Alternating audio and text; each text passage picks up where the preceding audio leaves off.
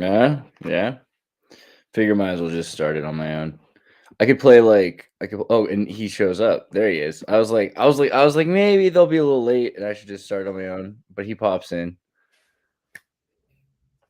Namaste. How are you, bro? How are you both? Hey, Haribo. Still alive, man. Oh, I was gonna play a video because I thought you guys were gonna take a while. Do you want to? I'll just play a video for a second. Are we live? Yeah, we're already live, bro. Because I thought you guys were gonna take a while. Do you want to? I'll just play a video for a second. Are we live? Yeah, we're already live, bro. Whoa, I thought you guys were gonna take a while. Do you want to? 5-second delay. This is amazing. I don't know. It's gone now. It's still there. What's up, Bava, bro? That's what we're gonna call James, bro. I can't hear you. Oh, okay. Yeah, because it's like the inside out audio there. How you been, Andreas? Pretty good. I made a couple videos. I'm gonna make you listen to them anyway. You probably already heard it. Send you my Donald Sutherland is dead. Donald Sutherland is dead, as you know. The greatest Canadian actor of his little genre. James, can you hear us yet? Yeah, I can hear you. Based. Okay. We're going to turn me on to Donald Sutherland. We're going to play Donald Sutherland real quick. Come on. You were the watcher for Joss Whedon's first Buffy verse. Invasion of body snatchers, you made the best of the worst. From match to clue, your roles defined you. A talent so rare, one of a kind and true. Goodbye, Donald Sutherland. Donald Sutherland, your legacy will forever stand. Goodbye to the man who acted with grace. We'll miss your familiar face. Invasion of the body snatchers, you showed your might. With courage and wisdom, you brought us light. As President Snow, you chilled us all. In your role, you stood so tall. Goodbye, Donald Sutherland. Your legacy will forever stand. Goodbye to the man who acted with grace. We'll miss your familiar face. You taught us in Animal House, you fought through the dirty desert. A star shone brightly, now taken to heaven. With every scene, every rhyme, you left your mark. A golden flame, a shining spot. As Mr. Bennett, you got humor and heart. From the start of your career, you played each part. In Ordinary People, your performance was grand. You touched our lives, took our hand. Goodbye, Donald Sutherland. Your legacy will forever stand. Goodbye to the man who acted with grace. We'll miss your familiar face. Oh no, yeah. He's dead. Donald Sutherland's dead. It's a shame. He's a good actor, man. He was great in Buffy, and like he was in the Hunger Games. But anyway, good to see you both. How are you? Still alive. So, you've seen both of these men probably, in a past life and in a past episode. This is Nowl and this is James or Bava, bro. I already called you James once, so I feel like they know. Got doxxed, homie. You got doxxed, dude. Sorry, it was an accident. But I'm gonna make sure my microphone's even the right mic. James is an acronym. Yeah, sure. For like Jehovah, Allah, Ma'at, Epsilon. I don't know. We'll have to get it. Elohim. There you go. I did it. Elohim. There we go. So we were gonna talk. I was like gonna do like a thing on like Deuteronomist and all that stuff, but then there's like a got postponed. So I figured we'd go back to Vedics, just like back to basics, right?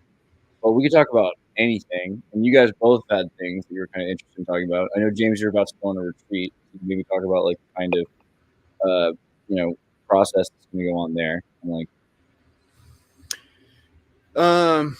yeah. So it's a little different from like a traditional retreat where you're basically it's usually pretty strict rules, and you're practicing like 8, 9, 12 hours a day. You know, for me, it's not exactly going to be that. It's kind of more spending time with my teacher and kind of other disciples and stuff like that, and you know, learning new things and then putting them to practice. So one sort of traditional way to kind of learn new practices is you're given a practice, and then they make you do it for hours, or in this case, since we're Westerners, you know, it's like you're practicing it every day for a week. So you come away from that with something that's you could say it's oral transmission. So it's not stuff that's written down. So there's no like fact checking or studying in that way. It's really, you know, you're receiving something directly from your teacher, and that's kind of like inner lineage thing, is like where you're getting stuff that's not written down in books and stuff like that. So It's based. So So- yeah. And Noel, what have you been up to? I know you were playing with your son in the park. Oh yeah, his I took him to Kung Fu, and then he's playing in the park with the bubble gun. It was kind of an interesting dynamic, trying to teach him like, yeah, you should share, but like also just if somebody drops your toy, it's on you, not them. So you know, share wisely. Legit. Yeah, you know, I just do a lot of my stuff as family stuff, and just I've been on a weird gargoyle kick, just putting gargoyles everywhere. It's like turned into Dracula in my house. Did you watch the show? Have you seen the cartoon? Oh hell Dracula yeah! Back in the Gargoyles? day, Gargoyles, the cartoon, dude, that's my bread and butter. Oh, we should probably get you on with Frank Zero to talk about like the secret, like Vedic synchromysticism, or at least Gnostic mysticism in gargoyles. I got a book recently, which is like what I was going to talk about earlier tonight, which is with Dave Butler. It's called the In the Language of Adam. And so it's kind of interesting to me because, you know, we've talked before about like the differences between like the East and the West, but really the East and the West, there's like a Middle East, which is kind of a Middle West. And if you start to think about it, it's not actually that different. And there's like a thing that happens, which we talk about like monotheism, but even monotheism is kind of a Neoplatonic, new and emergent Atlanticist, you know, Western thing, Occidental thing that happens like in like later in different. It's not Abrahamic, like the Elohim is a plural word, and so in like the old pantheon of the Canaanites and of the Jews, they were worshiping a family of gods, right, and many gods, and there's a lot more similar to like the Vedic understanding. So it seems interesting to me because there's a point where that's just like shut down, you know, and people are just killed over it. But I would like to know more about the middle grounds, like Middle East. I have a friend who's Kurdish. He's helping me. We're like doing rehab work on my house so we can, you know, make it nicer. But he tells me stuff like he's like raised in the mountains in Iran and stuff. And so apparently, you know, like the Ahura Mazda, even the I get most of your viewers might already know this, but even the you know, academics accept that Ahura is another word for Asura, right? And then as you like, you know, watch more, if you watch more videos on like Zoroastrian esotericism and stuff, you'll see like in the Persian, the devas are like they call them devs. They're like bad spirits. So there's some kind of like football match going on with like red and blue, where like in India you have like the followers of the devas, like nobody there's following asuras, but in Persia you have people following the asuras. So you know, and they call the demons are jinn, right? Yeah, well, I would like to know more about the Persian religion, but according to him, the ancient history of Iran is that these people fled from Parashuram, who was like taking out the bad politicians. John Burt wants to give respect to your mustache, and I did too. I mean, it is really classy. Growing. I can't stop it. I'll put a stop to it soon. It's pretty big. I'll try. People don't know that that's like actually kind of a yogi look. That's like a thing. It goes back. This is my disguise. I can pretend to be a yogi now. Yeah. I don't know. It's interesting. Like the Persian, like Zoroastrianism and Manichaeism, and a lot of those religions have dualism. And even though there's a pantheon, there's like 7 good and 7 evil, kind of a dynamic. It's a dualism where one is equivalent, like good is equivalent to evil, instead of like one supreme source that is like that has created a part of itself that's evil, right? It's more like the good and the evil have to like fight each other or integrate somehow. Really, sometimes the evil think that they're the good. Like they from their perspective, they're thinking that this is the truth or something, but so that's what I was thinking with the Asura monster, that they're thinking the devas are bad, whereas like in India the devas are the good guys who are devoted to Vishnu, and the Asuras are like rebels, who are trying to like be materialistic and enjoy materially. So I haven't gotten to the bottom of it, but apparently it's like a very ancient theme. Like you have like the Titans, right, in the Greek thing, and they're like the elder brothers, right? Well, even like with the Canaanite pantheon, like the early Christians, like the Marcion and so the Pauline Christians, like Apostle Paul Christians, they thought that there was 2 gods, and they thought that there was one God who was like this angry, evil God who created things. And then there, like Yaldabaoth, and then there was this new God, like Yahweh was this new loving God that was like emergent afterwards. So even the early Christians thought that there was like some, kind of a different thing, like out of this kind of chaos, some sort of a loving like consciousness or something like happened, but wasn't like the origin of it. And like that's, I mean, not really what people think of as Christianity today. Well, in the what's the word, cosmogony? In the Vedic cosmogony, you have the Asuras being born from the backside of Brahma. So they're like, they're like his shadow. And then they try to eat him or have sex with him. So he like abandons that body and like takes a new body. And then there's like, they get divided. There's like the Rakshasas and the Yakshas. And in Sanskrit, it's very funny because Yaksh means to eat and Raksh means to protect or save. So there's a funny story that when they're born from the backside of Brahma, some wanted to eat the body after he abandoned it, and then the others wanted to save it for later. So it's like the Yaksha is like, let's eat it now. It's like, meat's back on the menu, boys. And then like the Rakshasas are like, no, this is not for eating. And it was for saving. As you can,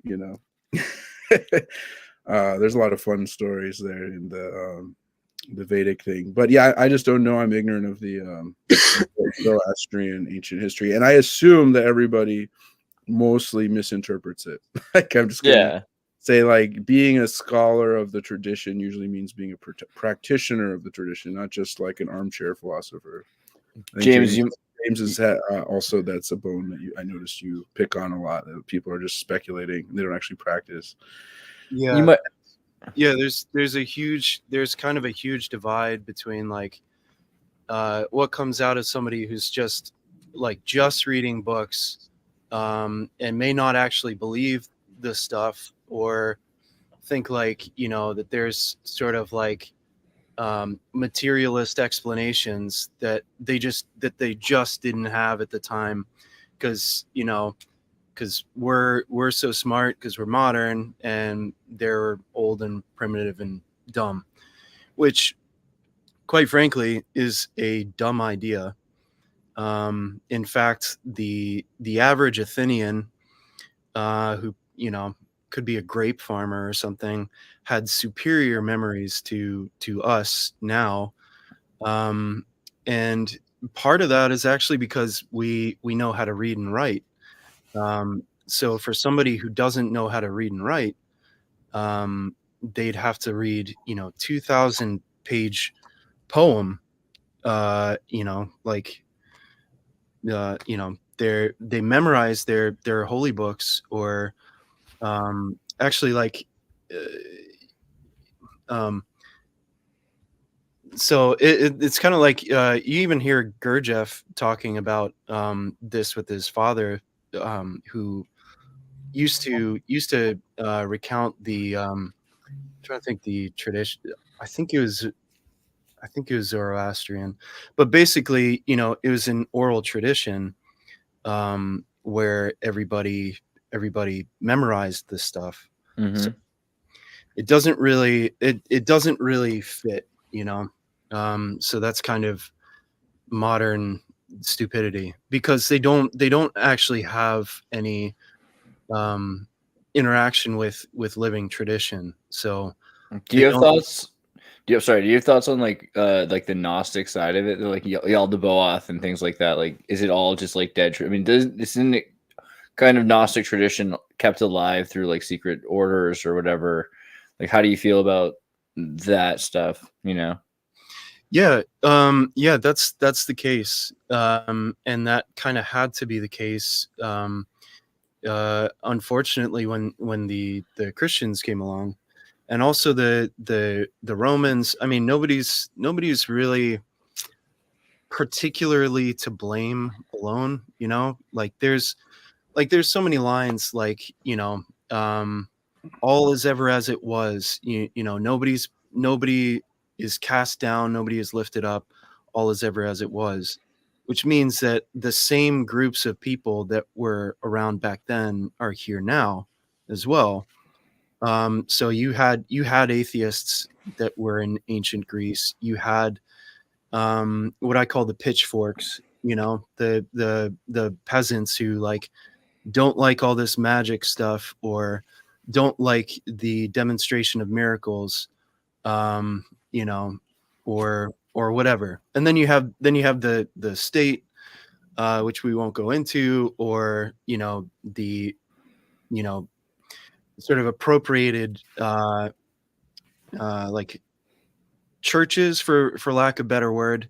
Not that it's all Christian, um, but as far as the Gnostic thing, I kind of side with Plotinus, um, on that sort of thing, um, who was contemporary with them, and Christianity was kind of just coming out. Um, so so a lot of this stuff, it exists in oral tradition. Um, and actually, Tibetans have kind of a really easy, useful way of explaining it, if I can remember right now. It's like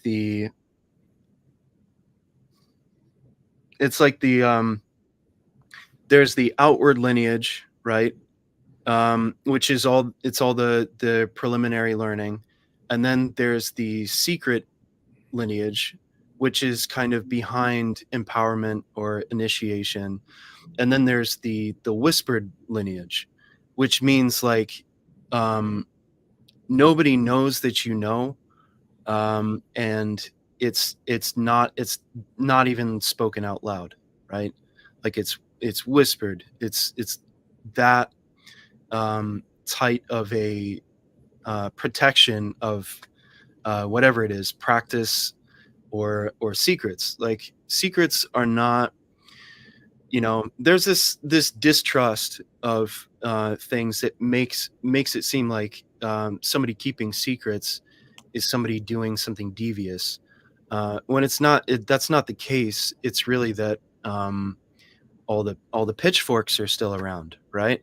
So they've got grubby little hands, and they don't want to clean themselves. They don't want to make themselves worthy, but they want to grab everything, and they appropriate it to their own understanding, and that profanes um, the teachings, which if you understand that, you really do want secret traditions, right?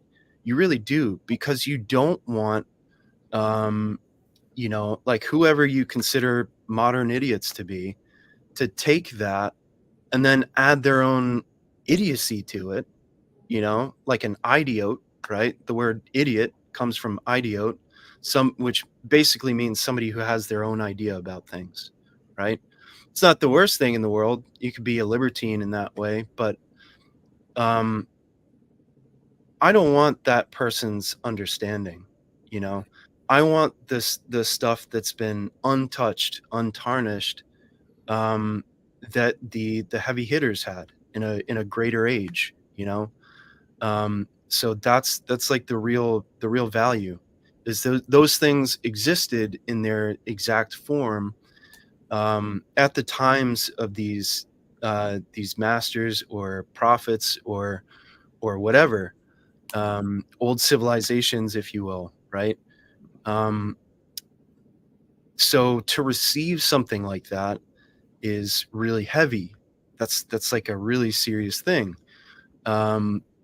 And there's also, it's also a benefit to you that you're protected in a way from some of these things, because there's consequence for coming to know these things. And it's no person doing these things to you. It doesn't make these things evil, which is kind of like the sorry, my AC is super loud. Like the Gnostics have this idea that the demiurge is against you and doesn't want you to reach gnosis, doesn't want you to become holy. So it's basically, this dualism, or this sort of repairing the original sin of identifying yourself with the physical body, right? As soon as you start to go against that, there's a fight against you, and you start to fight against what they're calling the demiurge, right? That's the Gnostic idea about it, where all this is your enemy and trying to keep you in illusion. I don't think that's a very healthy mindset, but I empathize with it, because there's things that happen, like karmas, right? And this is just, you could say, for lack of better word, that's a Vedic word, right? But the idea is that,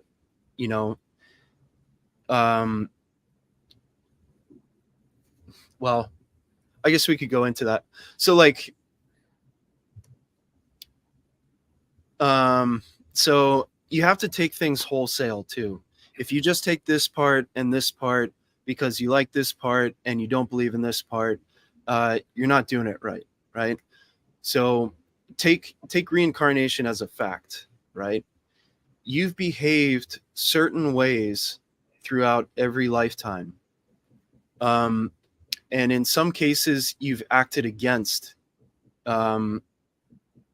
knowing this stuff, right? Having systems that would bring you to gnosis or samadhi or anything like that.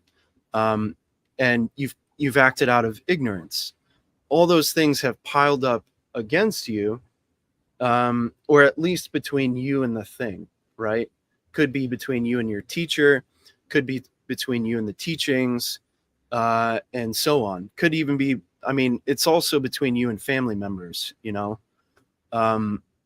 So when you start to ask for this legitimate, real transmission, or to have the responsibility of knowing a real practice that does something, or what might be more applicable to most of the audience, or you guys, is like getting a prayer or a mantra that hasn't been said by anybody that's not initiated into it, right? So it's clean, it's pristine, it's untarnished. You pay a toll for that, in a way. So that looks like bad luck, right? That's the easiest Western way to say it. You get a lot of bad luck, right? Like I'm about to see my teacher, and so much crap has happened this week alone. I broke my little toe. I smashed it in my doorway. Bro, it sucks. I'm sorry. Yeah, but it's worth it, you know? Like that's the right attitude. It's like, you know, F my toe. I'd rather, you know, my toe I feel like sometimes I'll have something I really want to do, some like major, you know, like that, and something like that happens to me, and then I'm forced to spend that energy healing that part of my body as like a metaphor for like working on myself more than getting to do the like wing growth part. well, sometimes you get straight up blocked, right? So just a level, I'm an honest person. I've never like kept secrets. I don't like the secrecy thing. It like I guess when things started to happen to me that I couldn't really share with everybody, it felt like a burden because I couldn't tell anybody, you know. It's like the best analogy is like seeing an alien or something. Who's going to believe you? You know, that shows up like a trauma. But what's it called? Yeah, sometimes I try to share these things with people, or like, you know, try to show them a teacher or something, and they just something crazy happens and they just cannot, you know. I had somebody that was trying to see one of my teachers, and a major storm came through and they couldn't drive there. So you know, and I had to explain to him that it's like, you know, that was a kindness, you know, that like it's probably, you know, you gotta do some offerings or something before to like pay the toll. So there's a thing that's good to kind of have on your radar, is that's a utility of things like giving offerings, doing prostrations, you know, things like that. You're earning kind of merit with either between you and a deity, or between you and a teacher or a lineage. It's like taking refuge, right? And doing 10,000, 100,000 prostrations to the Buddha or something. That earns your way more safely to learn, you know, the tantras later on or something, if that's the path you're on, right? Which is like kind of something I've said to people before, like, I've never seen a Christian drop down and give prostrations to the crucifix, or, you know, pictures of saints or something like that. The only thing I've seen similar to that is Greek Orthodox. Yeah, Catholics and Greeks do that. Yeah. Yeah, Catholics as well. Yeah. Mormons think like idol worship, or like it's close to idol worships and stuff, so they don't even like use crosses. But yeah, the Catholics seem to like kiss their saint pictures and go to like idol saints in their temples. I mean, yeah, I think it's extremely inauspicious if you can't have an eye experience. Like if like new people like don't look at any image. Like, no, it's like you can only have you can have imagery. So like they have a lot of paintings. You know what I mean, like though? that. Like it's like, oh, this is forbidden. It's like, what are you talking about? This man? It's not forbidden. It's like it's in the box. It's like you just have, if you have a bunch of paintings, instead of having like one idol that like people are like, this cross is like charged as a symbol, relic or something. Yeah, a relic. And teeth. We can get into that though. I'm interested to talk about like magic and miracles and saints and relics, and you know, I think that like charging a turban is like a thing, right? Like, but you know what I'm saying? Like it's inauspicious for like new people not to be able to use all of their senses to like get to the stage of meditation. Like, so you're like cutting people off, like you can't use your eyes. Like, like just Yeah, smear taco I, sauce in your eyes, and like, don't look at that. Oh, he's Yeah, kissing the statue. Oh no, I yeah, know. it's just like I think the thing is like you've seen that movie Holy Mountain, like Jodorowsky's Holy Mountain. So there's like a scene in that, like because it's all about like Christ, and he's goes through this like choice, like it's kind of like the alternative to the Last Temptation of Christ, because Christ is offered this like, do you choose fame? He's like, I choose fame, and he goes through this like alchemical ritual and everything. But the first thing is he gets to wake up into the future. So he's on the cross, he wakes up, and he's in a giant factory filled with statues, crucifixion statues of himself, giant mannequins with their arms all stretched out, because they're making all of these crosses to put in all these churches and to sell all these people that they can march around, like celebrating the death of him, you know, and like how his death is like more important than his life. And he like freaks out, right? And I feel like that's kind of fair. Like a lot of people spend a lot of time thinking about the death of Christ, which is probably somewhat important. Like you're not saying you shouldn't think about that, but I feel like focusing on only that aspect of his life is really dangerous, right? And leads, like if you look at this idea of Christ, teacher, I mean, that's horrible. I would like to focus more on his teaching. Like, what did he say? yeah, I feel like the product of focusing on him dying for a thing is the Crusades. People killing and dying for a thing, yeah, you know? killing and dying for the thing. What about living and healing for the thing? Right. And you have to hear those stories for that. Yeah. So I think that's all like kind of a confabulation, right? Which is like it's like a false memory of things, right? So it's I think tied up in a lot of these you know, the modern, like what we see modernly is a lot of infighting between groups, right? So you know, like the monotheism thing, well, not to get off topic, but I think it's interesting though. I do. Go ahead. Yeah, a better word, right? They say idol worship. I call it Yahweh monolatry, but yeah, sorry. Well, the theologians are using the word icon nowadays because the word idol has become bastardized to the point where you can't even have an image. It's like, well, so I was saying maybe people don't know the word inauspicious means like unfortunate or like not a good sign. Like it's not a good sign if like new people come to try to work on their spirit and find God, and then they're like stopped from using like the only tools they have, like their senses, to start to approach something like an internal cognition. I agree with that. You can't use your senses to like worship God. What is that? I would push not that good. like not a good sign. the Catholics do a good thing there with the Jesuits because they have the Ignatian method, and the Ignatian method is to use all of your imaginary senses. So it's focused on hearing, you know, the steps of Christ, smelling the barn that, you know, Jesus is born in the cave, right? All of and it's kind of a matrix thing, like to imagine all of the aspects of it. So there is a focus there with like the Occidental esoterics, but I don't know. I think the idea of idol is interesting because you look at like the East using like the swastika, and then it's charged with energy, right? Like it has power to it. Like people use it for love, and then it can be inverted, right?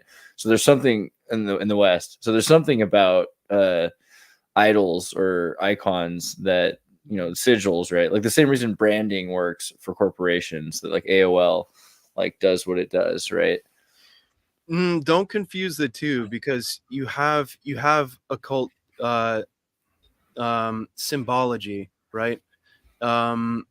Those are actually living things, right? If you're using them properly and treating them properly, the occult symbols are living things, which is why you shouldn't use them for your album cover. You shouldn't be getting tattoos of them. You shouldn't be putting them on your asan or your cushion. So you're putting your ass on, you know, these symbols. You know, I had a cushion, and my teacher said something. He's like, "You're putting your ass on the Om symbol," and I was like, "Oh man!" So I had to take the good observation. Yeah, I don't wear any. I don't wear any like stuff like that when I'm doing like prostrations. Like I'm not gonna like wear like a Christian T-shirt and like bow and like smash like my body on. You know, it it's doesn't like make any sense. getting like Disrespect. like chakra tattoos on your forearm. It's like, are you gonna like get forearm kundalini? Like when you flick the bean, then it you know makes the police. Yeah. What do you... Yeah, actually, I'll tell this story. I had maybe it's a little crude, but I had a crush on this girl, and so there was I went to massage school, and there's a sauna there, which is fun. But you know, I sat there talking to this girl for like an hour, and I was like, man, you know, she's beautiful. And so we're talking, and then she gets up and leaves, and she's got a huge tattoo of the Buddha on her low back. And I'm like, man, that's like a no-go, you know? Like, why would you put it there? You don't want him staring at you? No, that's like instant guilt. Like, I'm like, I couldn't even perform right, you know? Like where to go, you know? Like, how come all these men can't no, never mind. It's like, and would you want, like, if that's a living symbol, would you want him to like come with you to the bathroom every time, you know? It's not It's like her dog in the apartment, right? All the people watching right now with Buddhas on their ass are gonna draw. I'm sorry.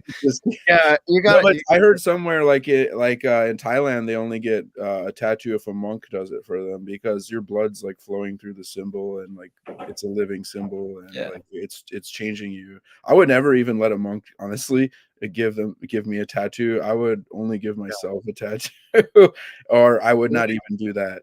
I don't know. I know somebody that got one of the symbols from the Goetia tattooed on his palm, and he's still struggling with health issues, but somebody kind of had to do something for him. But there's stuff that could be done, like some magic that could be done to heal you with the tattoo, but only by some expert. So that's the problem, is like distinguishing between experts and like charlatans. There's just going to be more charlatans than experts. It's just like the more you want to get towards the real thing, like the more sacrifice, the more weeding out, like the more you have to work on yourself just to like perceive what is authentic. Like you can't expect to, like, you could get lucky and run into like the real thing straight off the bat, but you might not even know what to do with it, or you wouldn't even fully realize how real it really is. You would just be like in the presence of the thing and be like a mosquito like biting the guru, you know? Yeah. Or you know, it's a different, you might have, you know, achieved something in a previous life, and your next life it descends upon you, but like, you know, you know, you grew up as a pothead or something, and like, you know, who knows what your new brain is going to do with that, you know? The Saint Augustine believed in reincarnation, right? And like all the ancient Jews believed in reincarnation. They believed in the Gilgul Nishamat, which is like 613 incarnations that you're supposed to go through, or like parts of you, even, like, because there's like parts of you that go through it, and like your family, like it's a little bit more complicated, I think. You know, one of the obstacles I experienced. Oh, sorry. No, go ahead. Oh, just quickly, just a quick statement. One of the obstacles I experienced that could be common is I found like an advanced guru at a very young age. So like the disparity between my ability to receive or extract or to be of assistance was limited, and the person passed on after, you know, within 10 years. So it's not like there's all kinds of obstacles that could happen, and I think one of the keys is persistence, and then like not fully trusting one's own sincerity. Like, I may not be even sincere enough as I want to be worthy to receive the thing, and then to like work on one's sincerity. Like if I am not sincere enough to deserve it, can can God or the servants of God come and help me to get closer, like, and carry my sincerity for me while I work on it? But like, one should always perceive some lack in oneself instead of being so like cocksure about like their own, like, oh, I'm spiritual, or like, it's like everybody's a spirit. Like, you know, if like somebody's like, this person's deep, it's like everybody's deep, but like, what are they doing with it? What do you guys think about Aaron's line here? No, because they also have to go to the grocery store to get food. It's not like they hunt, you know. Right. Well, I generally they don't charge. They got their own tubers or something. They don't charge. Like, why would you? I don't know. It's interesting because like you have all these yoga bros, which is kind of what I was joking about with my name before, but you know, they're trying. It's like, you know, I am a capitalist, but like this sort of capitalizing on spirituality thing, trying to monetize spirituality, is really toxic, and it's usually the first thing that our American minds go to. So like even somebody who's like pretty sincere and you know otherwise pretty respectful of things, they may like, you know, they may like write their own course on how to use like, you know, sacred ganja or something, right? And I noticed in the comments, it's okay if you smoke or something. There's a holy way to do it.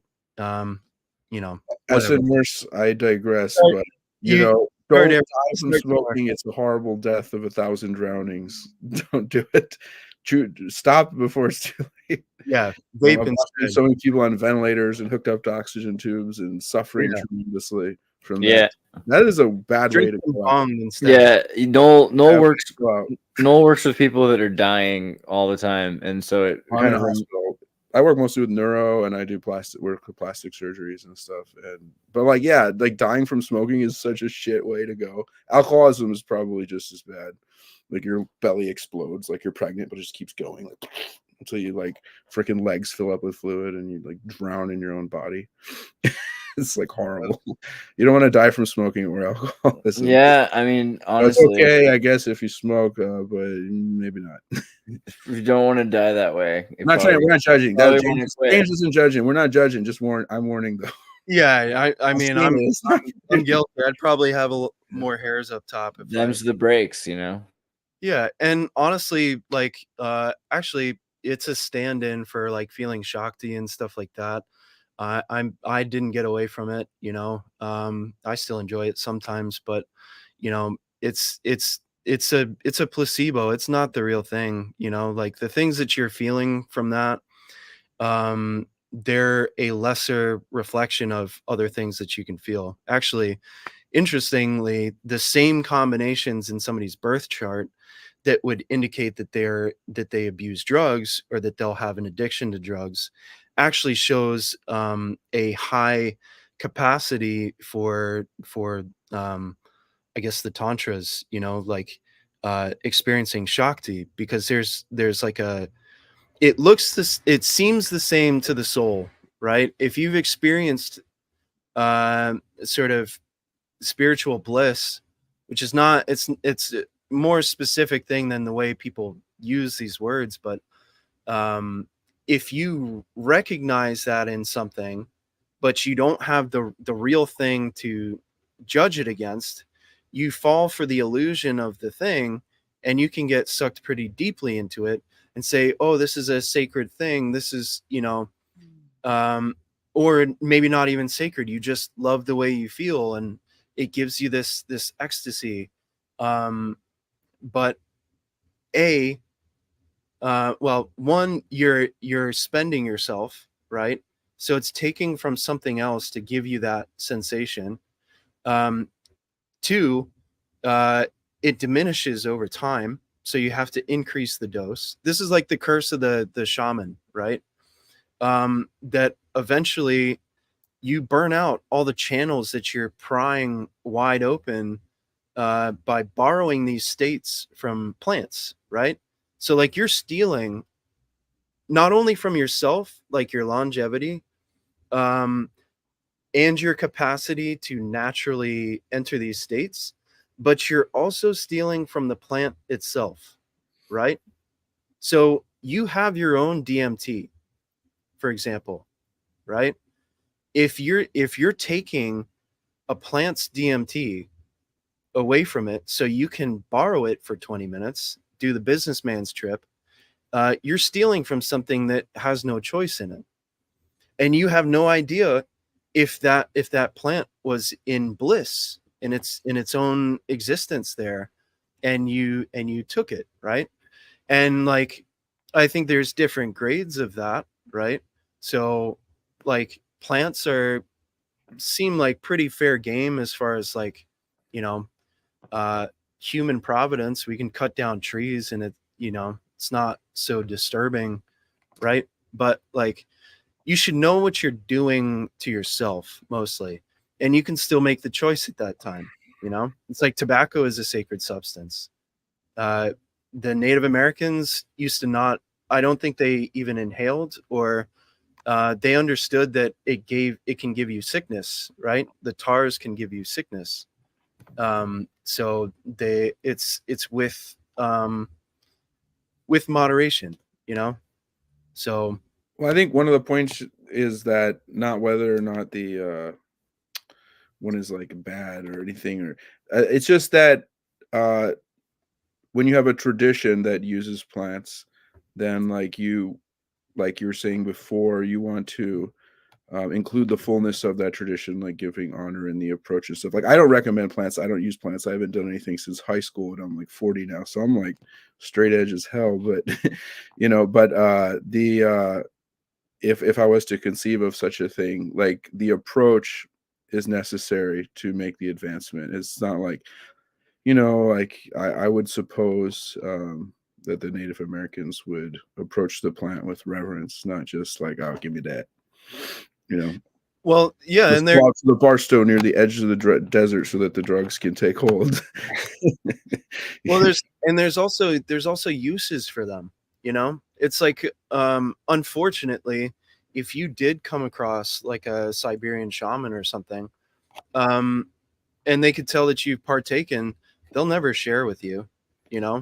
So you kind of you burned your own ticket to like experience like the actual, like, it's like there's like levels to it too, and like this is like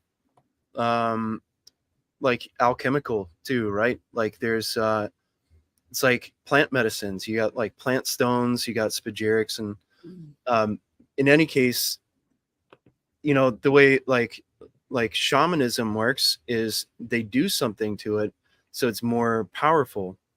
So it actually becomes like a spiritual substance. Have you met any Siberian shamans, Andreas? Siberian shamans? No. Did you burn your bridges with the Siberian shamans yet? Have I met Siberian shamans, or have I read books by them? What was the question exactly? No, I'm just goofing. Okay. I was saying, did you meet any Siberian shamans, or did you burn your bridges? Oh, okay. No, I have actually. I'm ignorant of the Siberian shamans. I only had a Siberian girlfriend, but she was cool. But I have actually met a Siberian shaman. Fun fact. Really? Yeah. Tell us more.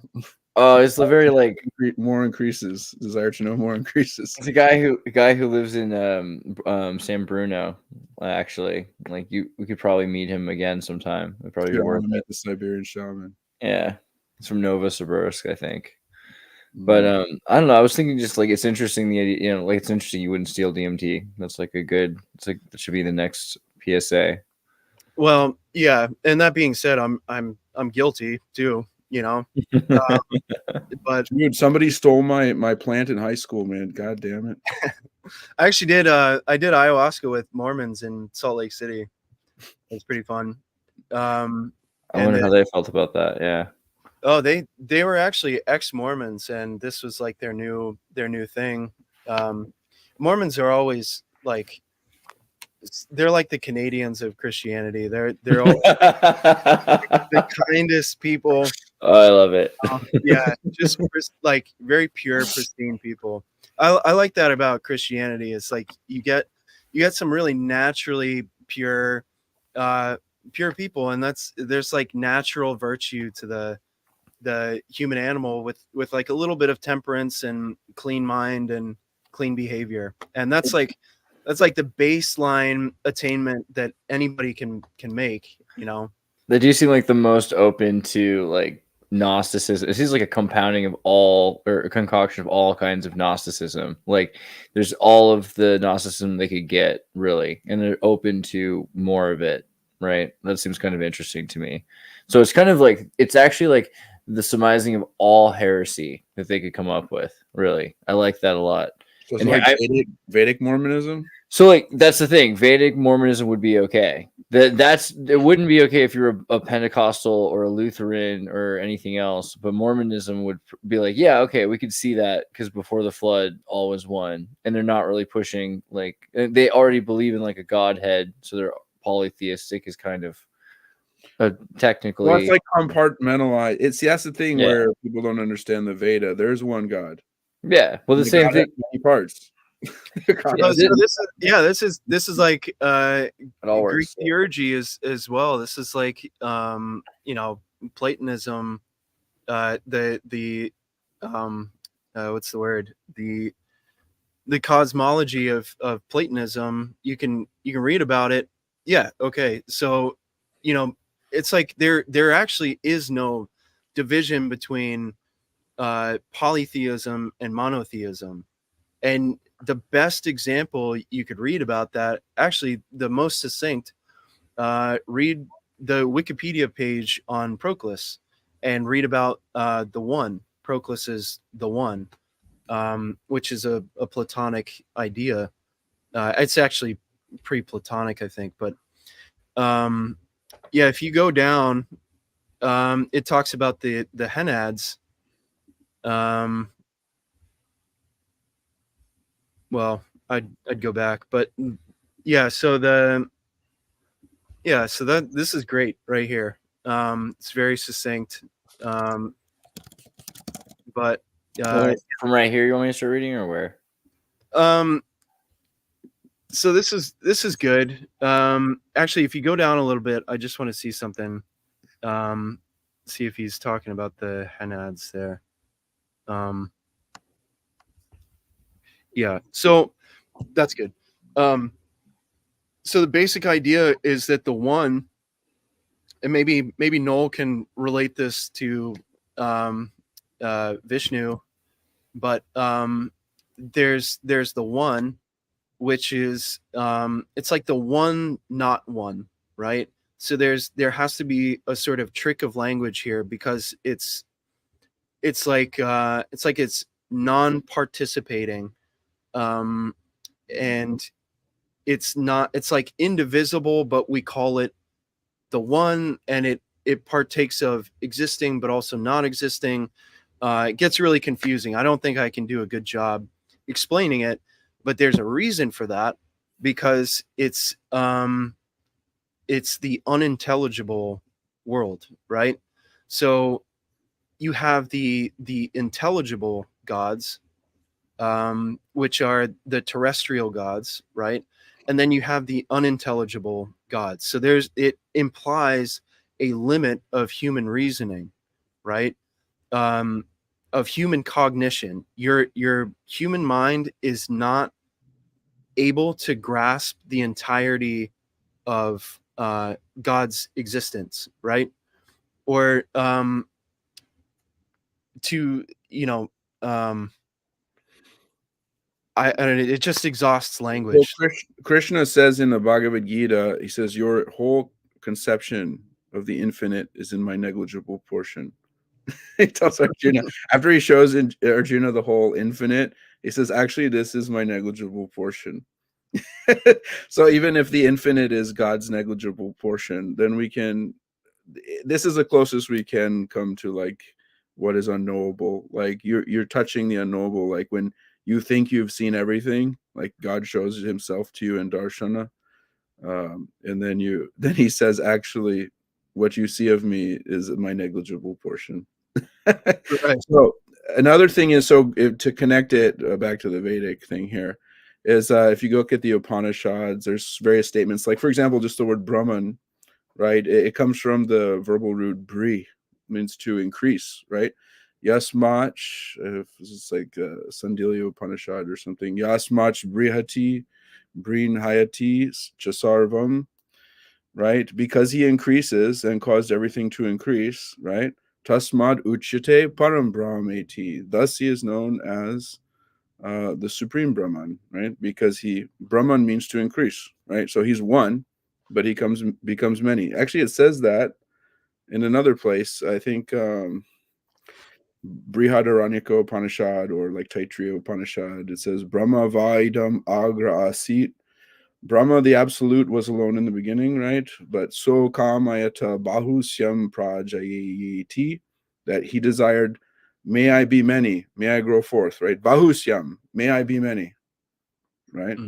So therefore he became prajaya. He's the one he's the Prajapati. He creates progeny, right? So So that's right.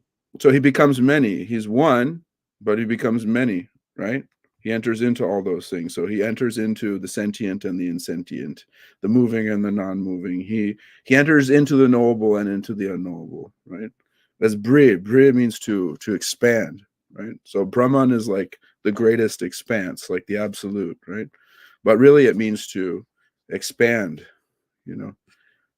So I don't really see like a problem, like you're saying. There's actually, like you said, there's no real problem between the monotheism and polytheism. It's just that people have like taken up various portions of space, just like houses. Like they're like houses in like a big sky.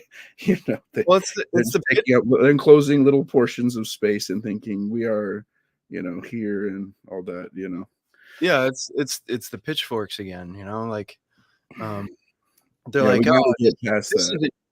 this isn't my, you know, this isn't my God. This isn't what we worship in my country or something. And, you know, and it's like there's no room for, you know, this town ain't big enough for the two of us. And, you know, they fight and all that stuff. But, you know,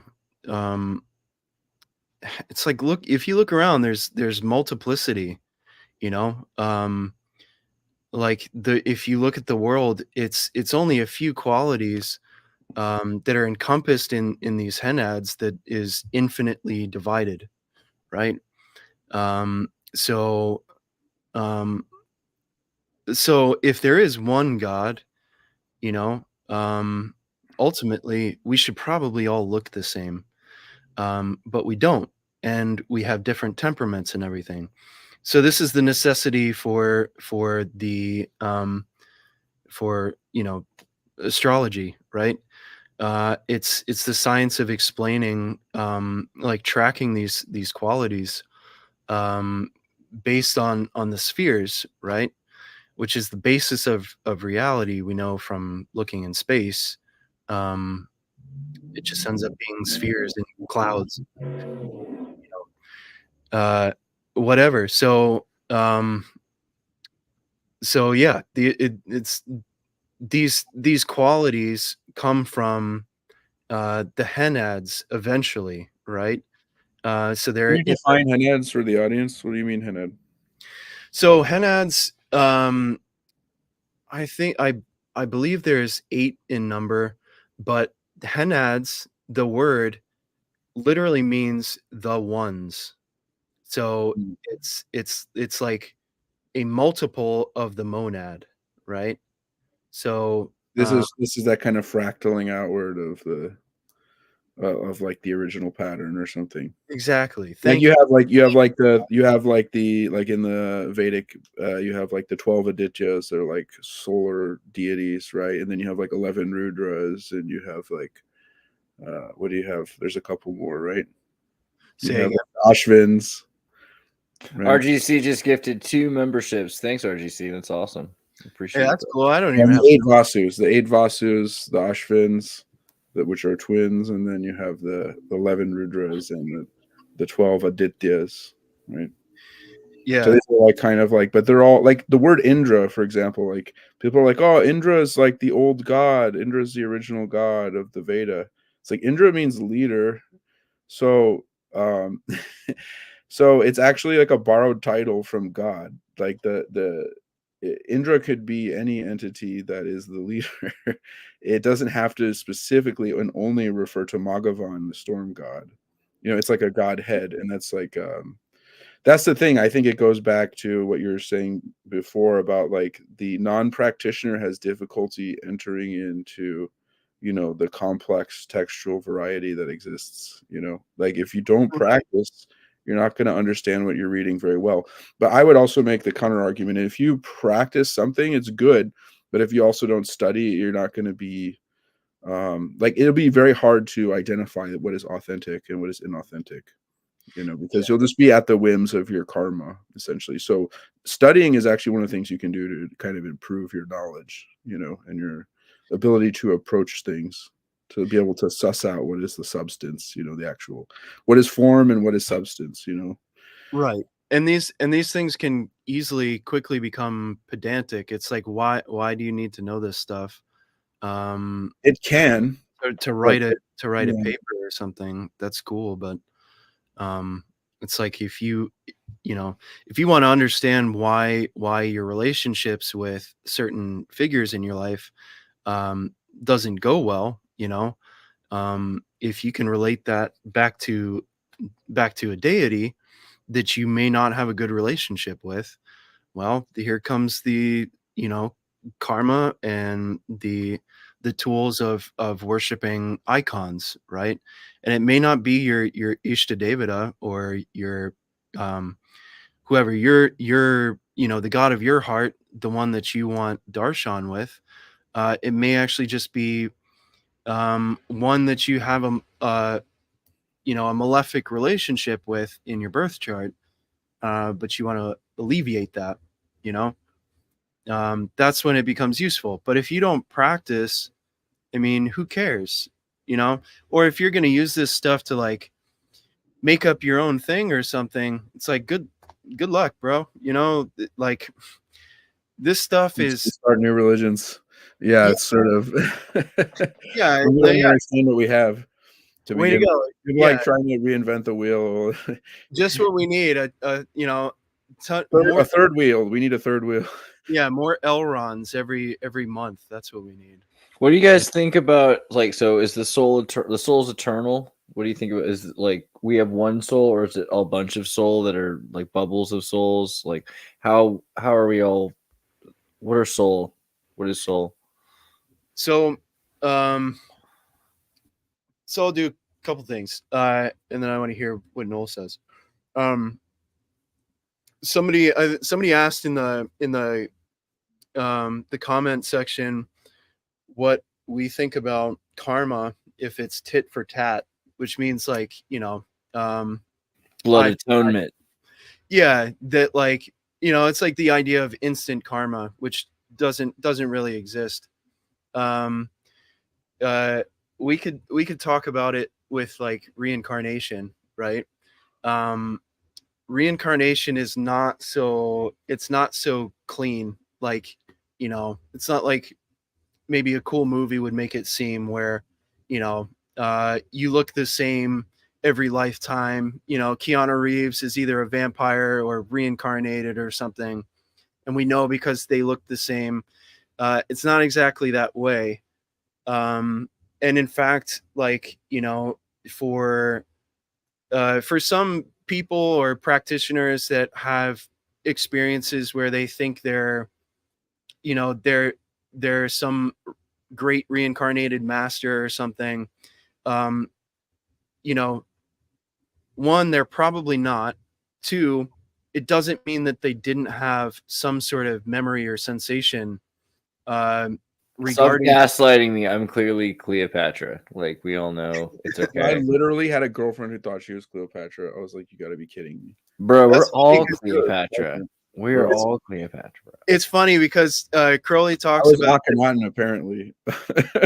so Crowley talks about this in Magic Without Tears, and he specifically uses the example of Cleopatra to the person he's writing to, who we're supposed to not know who it is, but I think it was Jane Wolfe, but it was either Jane Wolfe or Jean Foster. I think it was Jane Wolfe, but so he says, like, you know, like, oh, how great, I must have been Cleopatra and all this stuff. So there must be like droves of women that wished they were Cleopatra.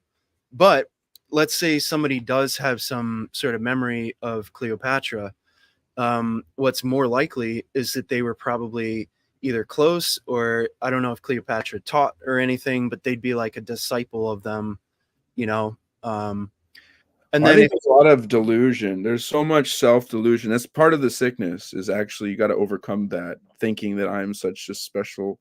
Like, everyone has to discover what's special about them. We don't like, or do something special. Don't just think you're special. Do something special. yeah, You always like want this free stuff with like the 80s. It's like get a coupon, like come to Pizza Hut. It's happy hour. We're gonna get like extra slices here. You know. But at the very beginning, so or like soul is Atman. Would you say like Oh, okay. No, I can just tell you what the technical stuff is. So yeah, like was basically, it created or does it always? it is in a state of what's called avidya, means ignorance. And that, so avidya, ignorance, has no beginning. So that is called anadi. So everywhere you look in the Vedic scriptures, you're going to see, and scriptures in pursuance of the Vedic version, like the Shastras, like Dharma Shastra, etc., you're going to see that the Atman has avidya, which is anadi. It is, adi means beginning, anadi means no beginning. So the avidya means ignorance, not vidya. It's really funny. Remember, there's that like shampoo. Remember that like fancy shampoo that all the girls wanted, a Veda, and they're saying, "Oh, it comes from the Vedas." I'm sorry if there's any if you have any people who work for a Veda on here, but the word of Veda would literally mean ignorance. Like, you named your shampoo company ignorance, and you were claiming to follow the Veda, and you made it a Veda, like not Veda. Anyway, so avidya, ignorance, has no beginning, but it has an end. So it's sa anta. So avidya is anadi, no beginning. It has an end, sa anta. Whereas vidya, or knowledge, has a beginning. That is called, it is sa'adi, but it has no end. That is ananta. So liberation has no end, but our ignorance has no beginning. So that's been further analyzed in various tantric or pancharatric scriptures, that the ignorance that we experienced in immemorial time is essentially we were merged in the body of God in Laya. So Laya is like a latent state being merged as a potency, right? So in the Vedic perspective, the omnipotent has potency, and this kind of addresses the polytheistic question, is that the potencies are actually people, or like living entities that are serving the omnipotent, because the omnipotent is so attractive. So they automatically are like giving their hearts to the all potent one, right? So we are Shakti, or potency. Like, the living entity is described in the Bhagavad Gita as Anya Prakriti, another type of Prakriti. Prakriti again here means I don't know, like a matter. It's not a matter, but like a substance. A Prakriti usually means material nature, but the living entity is another substance. It's not God. It's a substance sort of between matter and spirit, but it's its own specific Shakti, and that it has essentially no beginning and no end, right? So it's eternal, but the idea of eternal again deals with time. So we're Are there only outside three? of time, like before causation, you're existing before. You're not like involved in the causal process. We gotta stop for a second because I want to keep going. Is that but too like, much?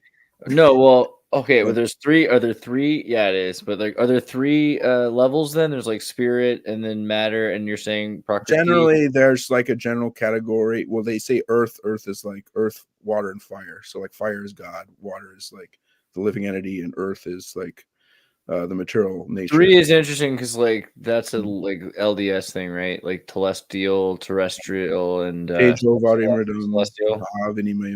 Right. So is that yeah, the, so you're saying the three planes?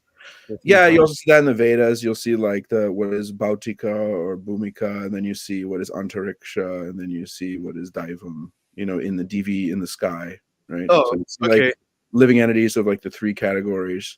But like you could be, like You're we're not- terrestrially bound here, but yeah. You're not saying the heavens, right? Well, the heavens would be there's different levels of the heavens, of course, but like you want to get like really old with the three, you're talking about like the solar orb, which is like the heaven, and then you're talking about like an intermediate space of like ghosts and like fairies and stuff, and then you have like your terrestrial beings here. You know, so they have the, what is it, the Buvar, and Swa, right? Swa is like the heaven or the self, or the ultimate self, like the solar deity, like Vishnu, right? Thanks, John, for the 10. Two great guests for sure. This is really interesting. I'm learning. Thanks, y'all. But yeah, basically in the Vedic thing, soul no beginning, it's merged, which is called Laya. It's merged into Vishnu, right? It's ejected due to the desire of Vishnu, born from tapas, which is heat, which is another, actually, so Vishnu's desire is tapas, like his fiery. So it's kind of like the seminal principle, like the seminal principle is like burning. It wants to like go outward. So again, Brahman is moving outward, you know, it's expanding, you know, it's like a fiery, like energy. So one of the ways that people do practice is to like restrain their energy, and that like builds up like a heat. So you're like going through austerity or tapas, you know. But yeah, so tapas, through tapas, you know, Bhagawan or Ishwara creates, you know, the Brahman becomes many, right? So And you're saying, oh, go ahead. Sorry. that's it. I'm just saying it has no beginning, it has no end, but Yeah. ignorance has no beginning, but it has an end. Knowledge has a beginning, but has no end. That's what I'm saying. And so this is happening outside. And that's happening within the Atman. Which So is the outside Atman, of. we're like in a cauldron of souls here, essentially. Right. So Yeah. so the Greek thing, Plato actually kind of I think he kind of like discusses like he never really lands on if there is a soul or not. But that's what you were still talking about, right? Well, Atma is like a self. I don't know if the word soul, Atma is a reflexive pronoun. You're like referring to I. Yeah. So Consciousness. I don't know what the Christians mean by soul. I haven't studied Christian theology very deeply. I mean, I've taken a couple classes, but I would rather just listen. So I would say really quickly, like at least with the Mormons, there's an idea that, and similarly, that souls are, there's a universal singularity, but then there are individual souls that are all kind of like swirling around, like you said, that have always existed, or like you say before, you know, basically exactly that. And so it's not that God even created them, right? It just gives them the opportunity to live in this world, kind of a thing. Yeah, Well, they're like so- manifested out of his being or body. Like there's No, no difference between it's God not- and his body, you know. Yeah, but it's not like It's- manifested. It's kind of not that he They're like- he didn't create them because they've always existed, right? They're almost like initiated, or like they're like started, you know, not started, but they're Activated. awakened. They're awakened. Actually, it says Awakened. they're awakened. Yeah. So They're in a that's state of, like, exactly the Like a same thing. one-pointed consciousness of like no variety. Like That's exactly the same thing. And then the idea is that the souls have to migrate through life, and then they become gods, essentially, or like yeah, but there are also a class of entities who are eternally serving God who do not go through this process.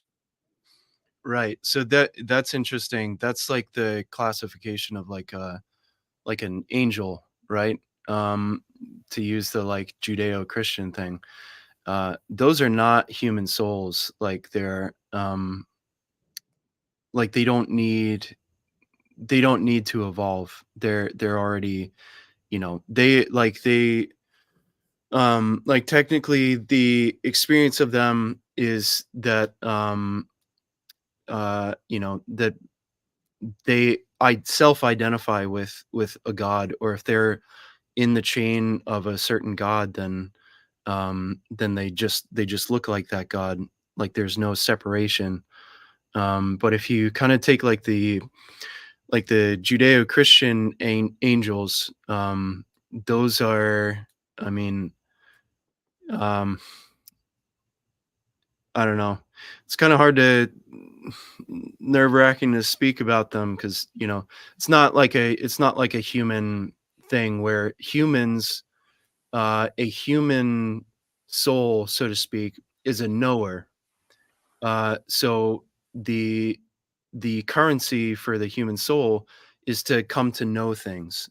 That's the reason why gnosis, right, is the single highest, um to its you know, nth degree.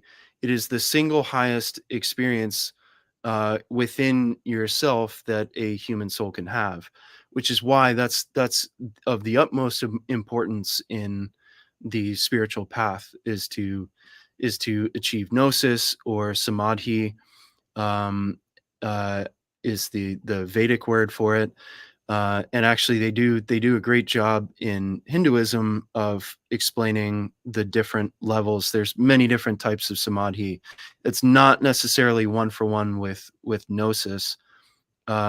I think the word jnana is pretty close to gnosis. It's actually accepted cognate by academics. Jnana is knowledge, right? To attain knowledge, but they mean here true knowledge, like knowledge of the self and of God and those things. Yeah. So gnosis is not like what what's his name? Jnana also means consciousness, so it's like consciousness is knowledge, like the act of knowing. You know, like you are, yeah, but like knowing with a capital K. You know, So like, yeah. right, and that's like the primary knowledge is to have knowledge of the self, and then the next major one is to have knowledge of God, which is henosis, right? But I mean, like we when we talk about these things, we should kind of explain the scale of them a little bit. It's not something that like if you think you've experienced it, you probably have not. That's not to like chop you down a peg or something, but this is like when we talk about gnosis, we're talking about um, samadhi, um, uh, like avichar samadhi, right? Um, so like it's not like necessarily a produced state. It's something that kind of descends upon you. You set the conditions, and it comes upon you. But it's not a slight experience. It's not like, oh, I had gnosis of history today in class. I know it now. That's or I had a little gnosis today. That's It's not like it. a muscle we've never used. Like you have no clue about it. Like it's there. There's more to us than we know. Right. Like And we have not awakened that aspect. Like we right. are fully ignorant of that until we know what it is, and then we realize, oh, everything that I thought was important, that is not important. Right. And And something for the audience, if you or just whoever, um so the book, the Alcibiades, by Plato, where Socrates is talking to Alcibiades, and he wants to go basically go to the council and tell them his ideas about war, like what they should do. And he's an 18-year-old boy, right? And Socrates stops him and says, like, why do you know what makes you think that you know this subject to where you can teach old men this subject that they have dedicated their lives to? And he takes them through this this line of questioning where Alcibiades basically admits, like, um I guess I don't know these things. And that's the first step, right? That is the first step of becoming a good student, is realizing that you do not know these things. You have ideas about them, and all of them are probably wrong, right? And that's important and actually liberating to realize, because then, it's like the empty cup analogy. You're not full of your own crap, you can actually receive something. And then there's conditions for the cup, who's fit to receive and everything. But don't uh you know don't believe your own brand. Don't just be like huffing your own brand and saying, like, I know all this stuff, right? Because you probably don't. Like, if you haven't had an experience that has completely wiped your mind for days at a time, where you don't even think about eating, you don't sleep, like, you know, all these symptoms, then you probably haven't touched on the real stuff. And those can be like pretty like introductory experiences for people. But there's no ceiling to this subject, you know. There's really no, like, I don't think it ever ends, which is like why for real, like, well, I won't speak for all traditions, but for many of them, they start with gnosis. So so you can't really engage in higher practice until you achieve samadhi and you solidify it, meaning you have some sort of ability. It doesn't come and go. You have some ability to go into it. Then you can actually do things. And I actually don't think, you know, there's a lot of practices that are kind of in the public now that people, they do only that, and they don't end up achieving anything, you know. Like, you know, like you see a lot of that in the O.T.O, for example, and a lot of Western groups. And you know, some of them are great people, you know, and could be great practitioners and everything, and they could achieve little things, but it's not really what those tools are for, you know. Well, what's for taking OTO as a lead here? What's an example of a misconception that just lingers in the OTO community? Like, could you give us some of like the major features of that? Because I think this is a subject that I've been learning about. You've helped me to understand more about OTO, but that a lot of people they have like baked in almost, or it's been baked in before them, and that's what they're receiving regarding OTO. But these kind of like misconceptions. Yeah. What's like legitimate and illegitimate? Like what's some of the problems that have arisen, and like what's the correct? Oh. Well, like, Even if you just pick out a couple, like that will be helpful. oh yeah, for sure. So so first I'd say this idea that it's like supposed to be dark. And so like OTO is it's a post-Masonic order that was handed to Crowley. So it's a Masonic order. It existed before Crowley, so it's not exactly it's just a fraternity, right? It's, you know, people kind of step into these things expecting some sort of like dark stuff or whatever, or they kind of attribute that, you know, they're looking for dark things or whatever, and they think this is it. Crowley didn't help with that, although it's not a proper understanding of everything. So it kind of ruins the company a bit, you know. So there's that. And then What do you mean they're searching for dark things? Like they're like, oh, I want to be part of something evil, or like, but then they're like how do you say it? It's becoming like a self-fulfilling prophecy or something. Like they're like looking for evil, and then therefore they bring evil to it and like turn it evil, like when it's not original. Is that what you mean? Something like that? Or right, they bring a very low mindset to it. like weak students, or like they're just injecting their own like misconception, and they're like dark fantasy, like, oh, I'm gonna worship like Hail Satan, I'm doing something, I'm gonna join the OTO. like particularly that particularly that. that's not like a feature of it. And that's, you know, I don't want to present it as though like that's what I represent or something. Right, but like, do you think the Typhonian order? Do you think the Typhonian order is like like, is the Typhonian order better than the OTO? Like, is that the way to say it? I don't know if the word "better" is right, but no. So like,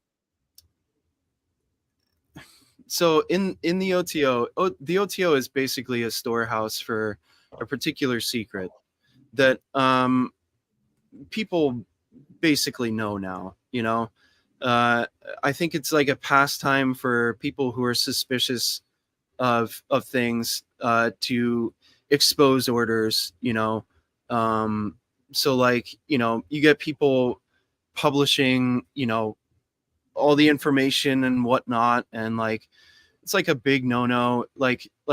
Uh what's his name, the guy who published the Golden Dawn manual, he did that. I can't think of his name right now. But he's the guy who did the middle pillar. He kind of put that together. And he was Crowley's secretary. So he saw Crowley publishing a bunch of stuff, and he thought it wasn't Mathers. He thought that was like the way to go. That was like what you do. But Israel Regardi, that's his name. So it's kind of like those are oath breakers, right? You know, like so. Don't break the oath. Yeah. Great album cover. But yeah, so the oath is with you and God. It's with you and it's like for yourself, right? You can make an oath right now if you want to quit something in your devotional. Say to your God that I will do this. You can touch your hand to the ground and say, you know, I will succeed in this, you know, quitting smoking cigarettes. Or if not, may ill become, you know, happen to me. May I have bad luck or something. What that does is it binds you to a goal, a job that you're doing, so you don't fail at it, right? So it's a tool, it's a benefit, right? And that's kind of what initiation is like, binding yourself to a goal.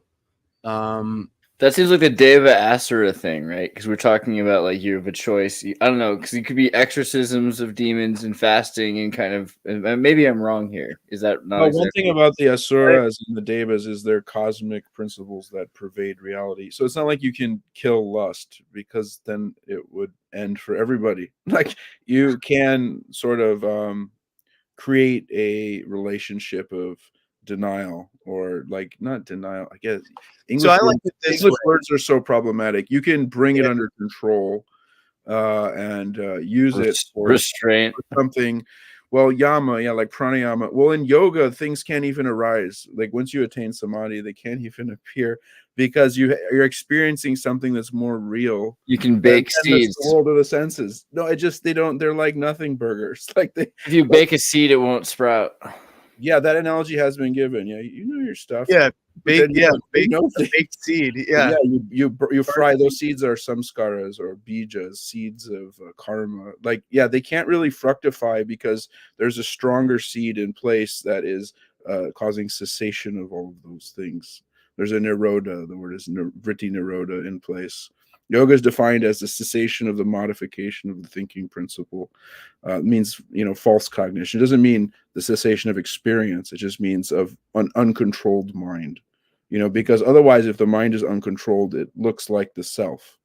But once you bring the mind under control, then you realize there's something harder than the mind. And then that thing is actually so hard that it'll make the world of the senses look weak.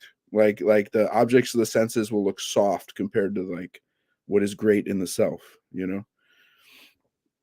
I promise you, if you ever go all the way in meditation and you see yourself, you'll be like, wow, the world of the senses is much less real. Those things that all the material scientists are like pointing to, like that meme, like, oh, look at that, oh, look at the senses. Yeah. It's like, no, concrete is much weaker than the self. Like the concrete is not, it's soft. Like the self is like a thunderbolt hard. It's so hard. It's like infinitely hard. And then God is even harder than that. You know, like it's so much more solid. You know, if you The experience that, experience, you know, yeah, coming they back from can't even arise. You know, those things can't even like you'd have to decide that they arise. You'd have to decide that the bad quality arises. You'd have to will it. I will that now anger appear within me. Otherwise, you know, that continuous mental control, you know, it just overrides everything. You know, but you can also come back out of that and become like normal again. You don't have to like stay in that, but at least you know how to return. So I'll drop a huge hint. Coming back from an experience like that is like it's so bright that coming back to the senses is like coming back to a dark cave. Yeah, the senses are dark. The soul is light. The senses are dark. Remembering God is easy. Forgetting God is hard. Right. Going back instead of the opposite, where remembering God is hard and forgetting is easy, it actually flips around.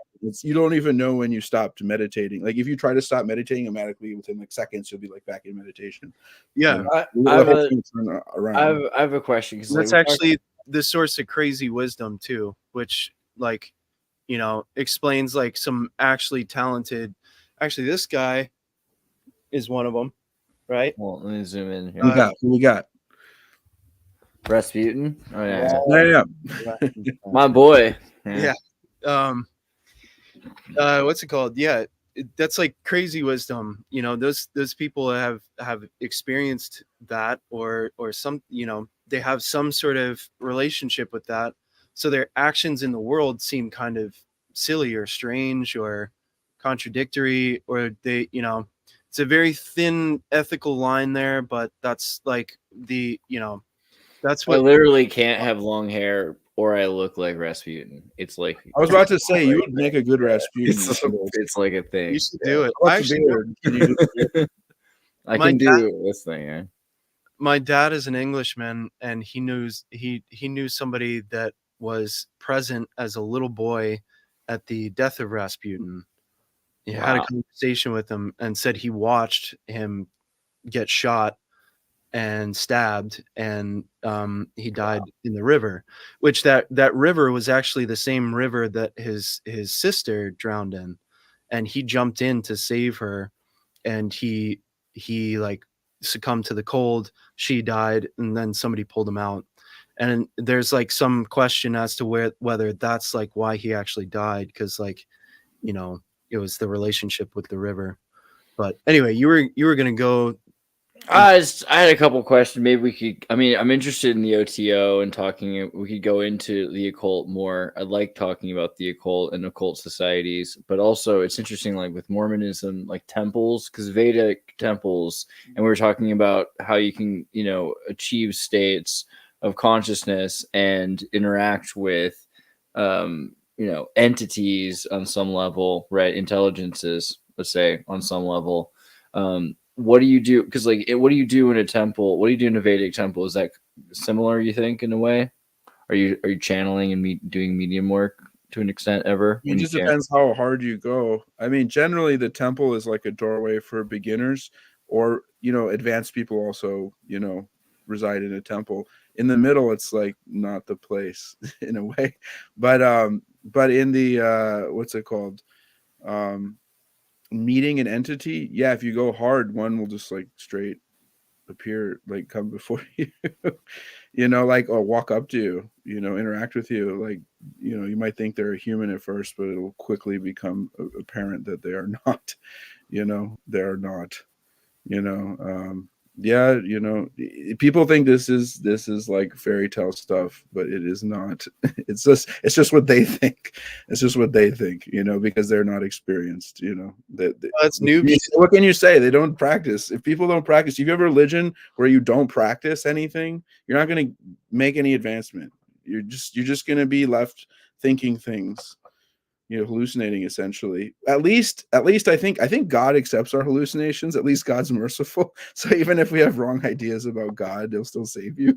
But like, if you want to actually like come to know God in a deep way and please God, then you need to start finding out, and you need to do some practices. You know. What do you say to that? Is that helpful? It's exactly he's in the background here.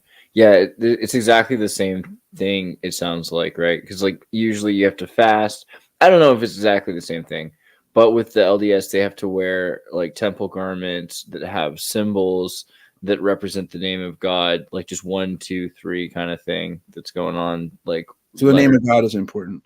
yeah, well, it's Yahweh. It's like a tetragrammaton kind of thing. Yeah, yo, Dave. It's so important that they don't really understand it for the most part. Most people don't even know that about the it. name of God is considered to be the highest mantra in the tantra. You know, like it's the center of the mantra. Like in mantras, you have like the seed, like om or kling, or you have these different sounds that are pleasing to the deity. Then you have the name of God. Then you have like a suffix, which is like a particular type of approach, followed by another suffix, usually like which is called a palava, like fat or swaha, or there's various ones that have specific energies that you use in the approach. But yeah, the name of God is actually the center of all mantras. Om is even actually like considered to be one of the most primordial names of God. It's like the sound you hear always wherever you go, humming. Another so, thing, name of God is important to Mormons. Is what you're saying? Yeah, that and also they're supposed to wear. They have to wear something, and it's kind of similar to me, like to the strap, right? Like it's kind of a similar idea, like the Vedic strap, the Brahman thread. Yeah, that Upanayan. It actually, the name is the Upanayan means the inner eye.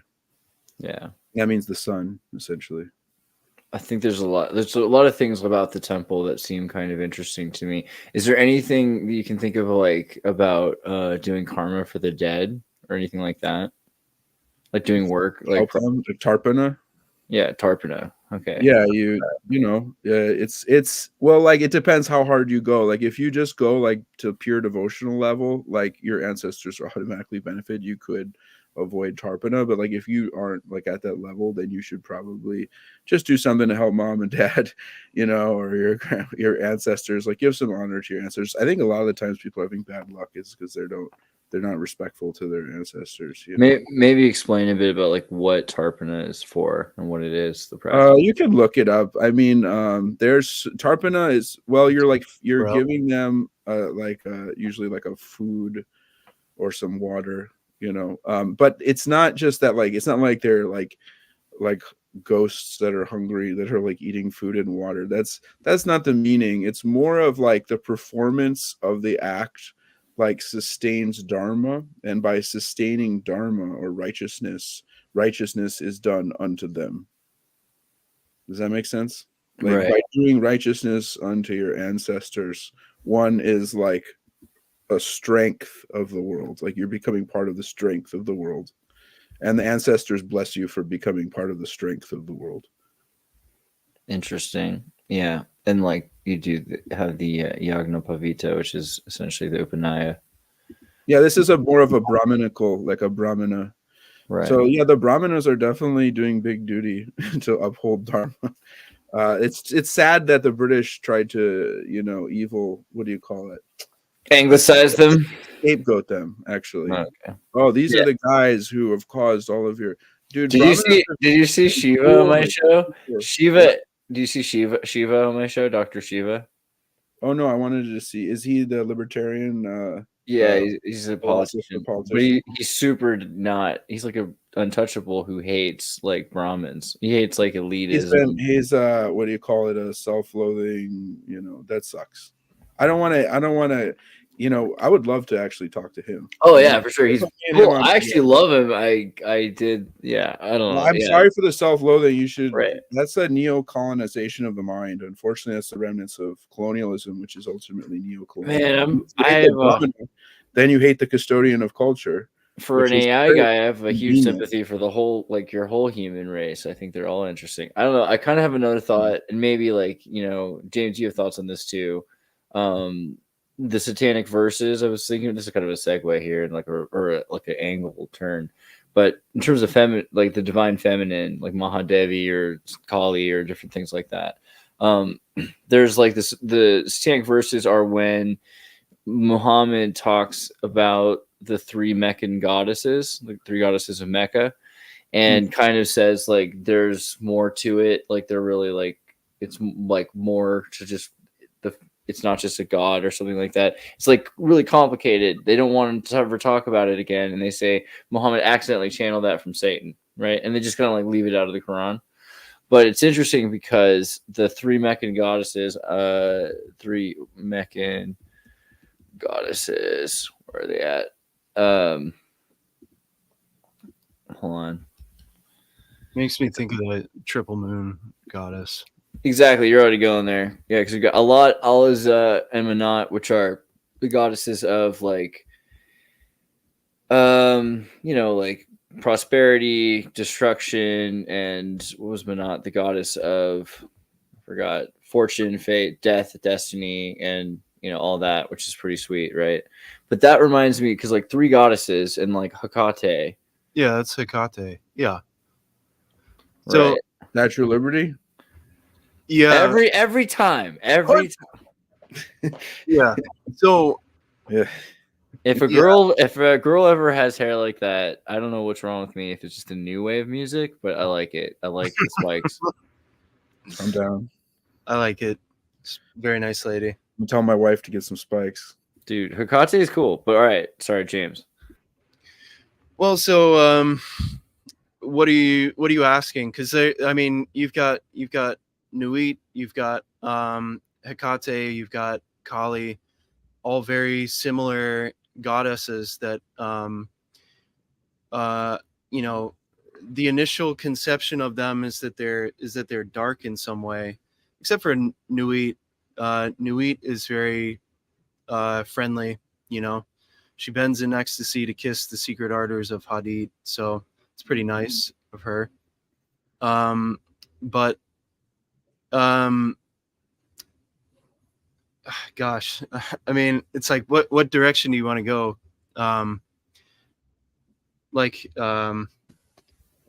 So like Hecate and Kali, right? There's both of those goddesses. There's you can approach them on the right hand or the left hand, and they accept both. So you sometimes have these deities that they accept any offering, which means that God also accepts the derelicts of society. It's not like they're any less God than you are, right? Or there's just I don't know what to say about it. It's like Soul. like Shiva. It's like what is useful for one person in their lifetime and their karma and their chart may be completely destructive and a waste of time for somebody else with a different chart, a different lifetime, a different demeanor, right? If like, for example, if you cannot keep a job for your life, you cannot hold on to money, you are destined to be poor and just have constant issues with participating in society, then that can easily be a waste of a lifetime, just running against that wall, and it will bring you a lot of misery. But if you have that same conditions in your life, a life of monkhood would benefit you greatly. You don't own anything. You don't have a bank account. You don't go to work. You don't have to, you don't get dumped by your wife, have your kids hate you and all that stuff. You just never participate in that. That's a much better use of that birth chart.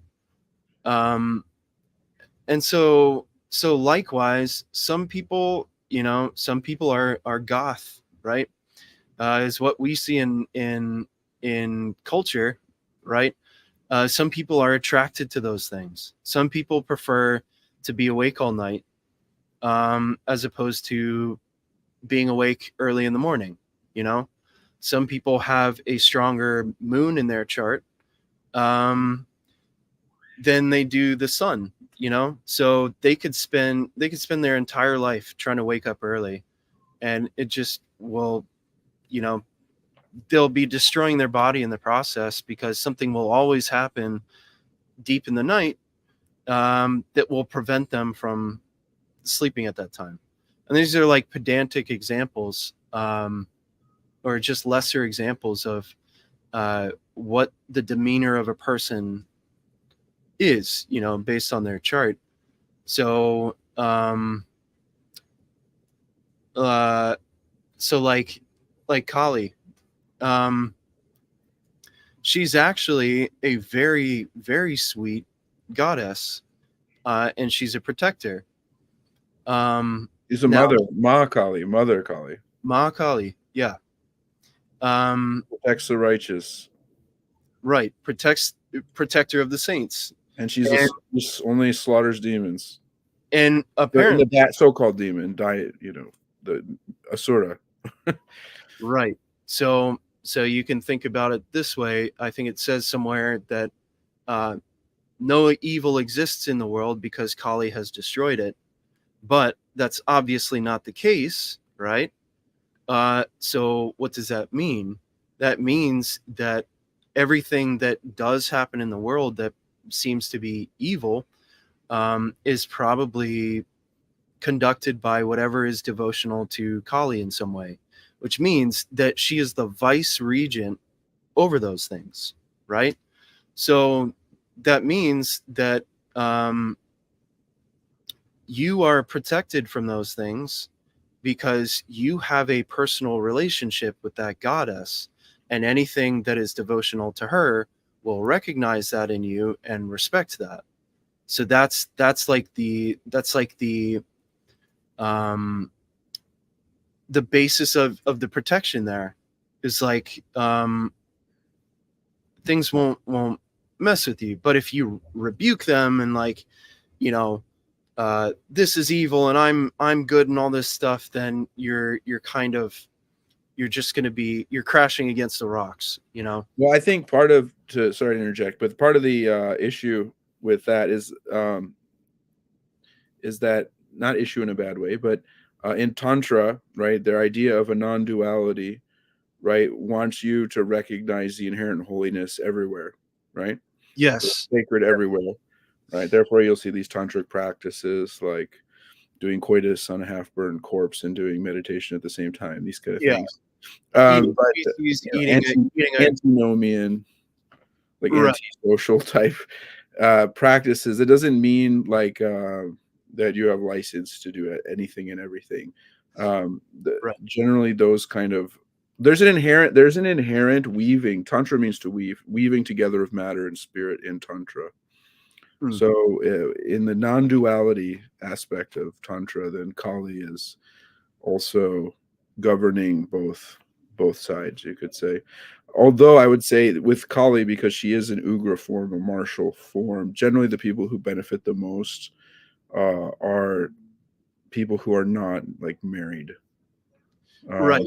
Because she will do aggressive mercy. So like the sweetness of Kali is that she will rectify. She will. Which hand do you approach her on, right? So like if you're worshiping Smashana, which is Smashana, whatever that word, you're worshiping the goddess of the graveyard, right? The cremation ground form of her, which like actually if you do currently give offerings to Kali, or you are interested in it because you know inner divine feminine or something like that, make sure that she is not stepping onto Shiva. I better get this right. With the right foot. Correct me, Nowl. No, this is not my wheelhouse. I know more cosmogony and lore. That is a specific tantric practice. Maybe you're initiated onto that. I'm not a yeah. I have to. Yeah, I'd have to go. So there are things like that. Like the iconography actually matters in the magic. That right. So that's why people jump into things when they don't fully. But so there are a lot of Bengalis, you know, like family people who worship Kali. Well, so yeah, so let me like, explain this yeah, though in a before you go. family sense, you know. Right. So before you go that direction, Yeah, she is like the wife of Shiva, like yeah, Shiva. she's a wife. She's a Yeah. mother.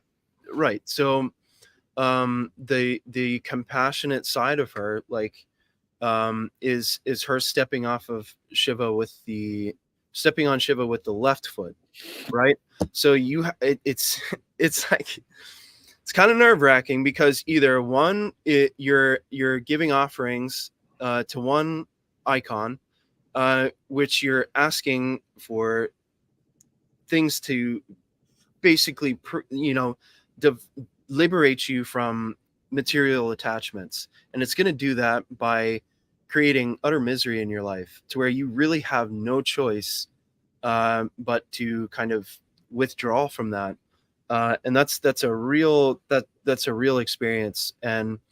Um and if you're worshiping that form and you're not expecting that, that can cause trouble for you.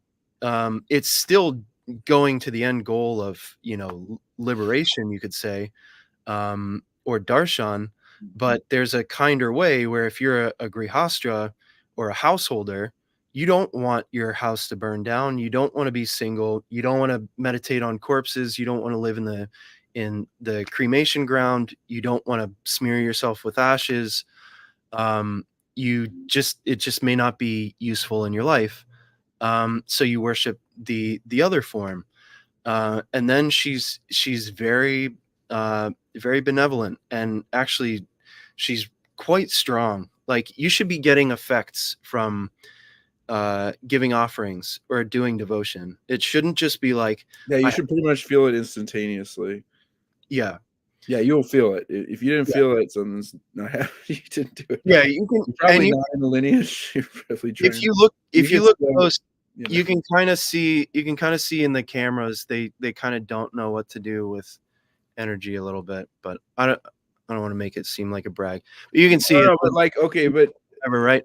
anybody has the right to approach God, right? It's not just Right. like for the elite. But if you want to make advancement, you should try to move in that direction. But and don't deny to, physical sensations. Don't fall back, like hold the line, but also move forward, like Right. advance. You should be having sensations. Advance, right? So like look back. I'll blow Nowl up for a second here. If you look back on the video, you can see an orb flying past Nowl's camera. So like, he's not going to admit to it because he's very humble, but you should be having effects from doing your practices, being devoted to a god or a goddess. You take one step, God takes two, right? So if you're doing the right steps, you should be having things happen, right?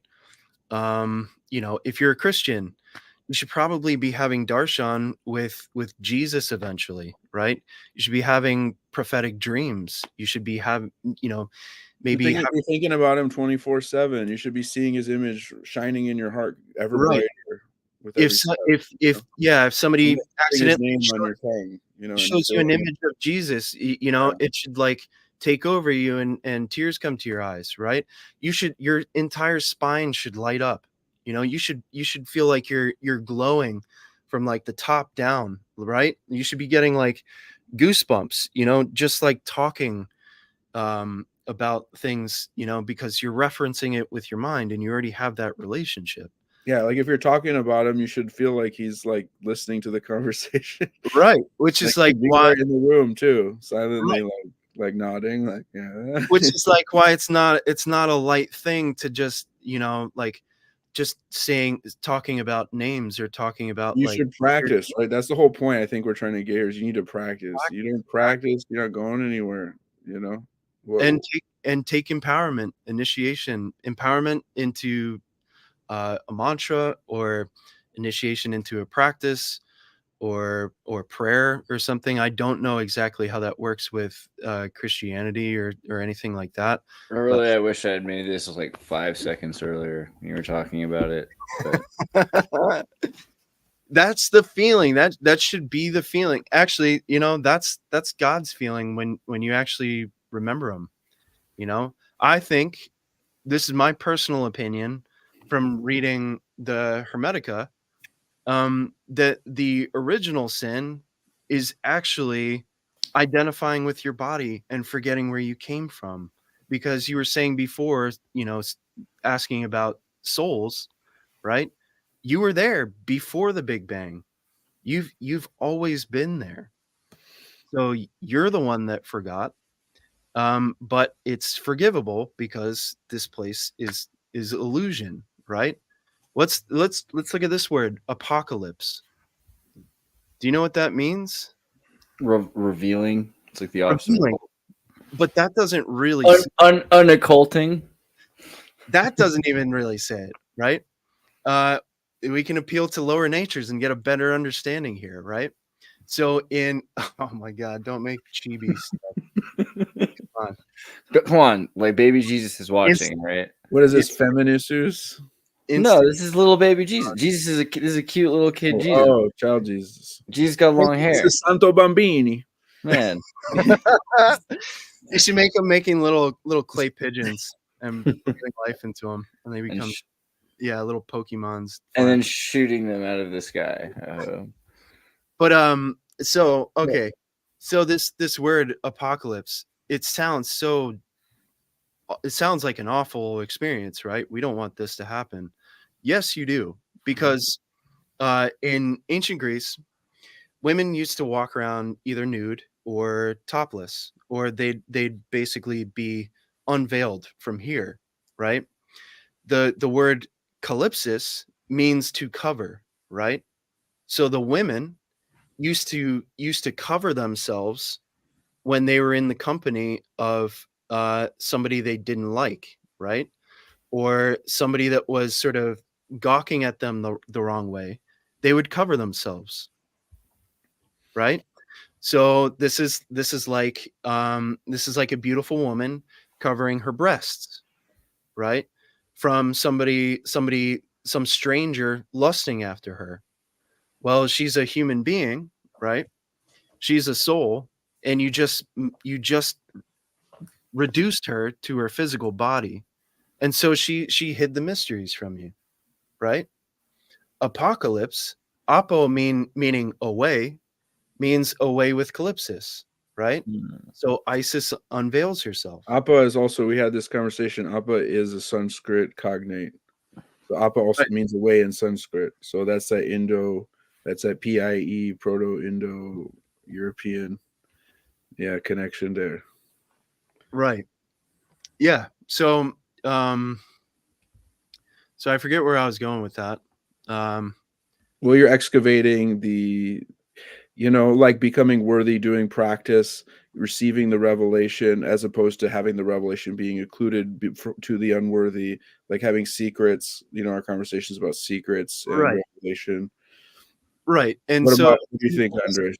And this is very divine motherish too. Like if you like with the female deities, they're very apparent, and they attend to you very quickly. So I feel like people having sexual fantasies about God's wife would keep her out of lore.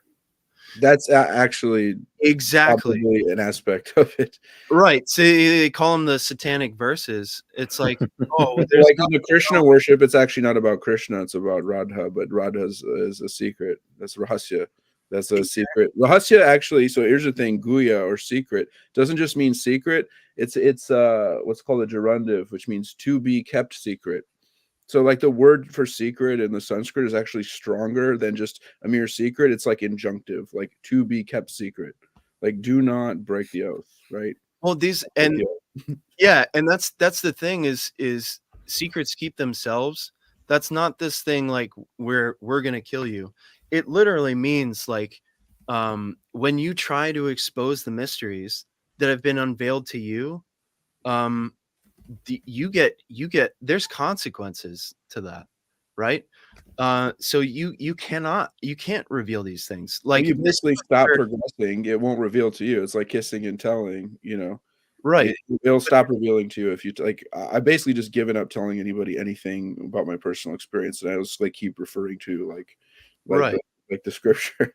Like I'm like, no, I'm not gonna tell. It's weird though, because like literally, I don't know. I think it was literally today. I was driving in Santa Cruz and I was listening to like KZSC, and there was this like weird meditation lady on the radio, like music, and she's like I forget, but it was like Vishnu is there, made of white light, and he's there with his consort, and they are piercing you, and you are enveloped, and do not be bewildered.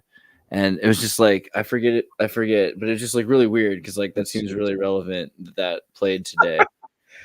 Yeah, you got to sort. So if you keep meditating, that will go away essentially. What do you think? So, like, somebody was like, I'm meditating. They went to like Srila Prabhupada. They're like, when I meditate, I see a bright red dot. And then he's like, keep meditating, it'll go away. Like, all these kind of things are like things that need to like go away. Yeah. Like all this like riff-raff, chaff. Like it was right after I went to Costco. Many filters, like it's weird. Like there's many gates, right? Like you got to pass through the gates, you know. And even if the gate looks like it's unwelcoming, I would rather personally go to a place where I face difficulty, if there's something there, than just like go to a place where everybody's nice to me. Well, I wasn't saying like there's anything good about that radio show. It's just really interesting synchronicity that it's talking about like God and his consort. No, it's okay. I hear you, and they're right because there's probably something to it. But still, the idea of God and his consort, like I mean, yeah, that's a secret, rahasya. Right. The female part is actually, I think you're snap on there with the feminine has been kept a secret. Yeah. So and it's a huge. It almost stands for the secret. So let's look at some words here, right? Matter. What does that come from? Well, that comes from the Sanskrit matra. It means mother. The word matrix also means mother. Right. So where's the word mother is basically a Sanskrit word matra. So where's the divine mother right now? Well, we're in her womb. Exactly. As the space is the womb. Right. Yeah. So there's no distance between you and God. There's no distance. There's only separation that's constantly reinforced by yourself and your senses, right? So senses are no good, right? You can use them to follow the chain back, but there's no distance between you and God.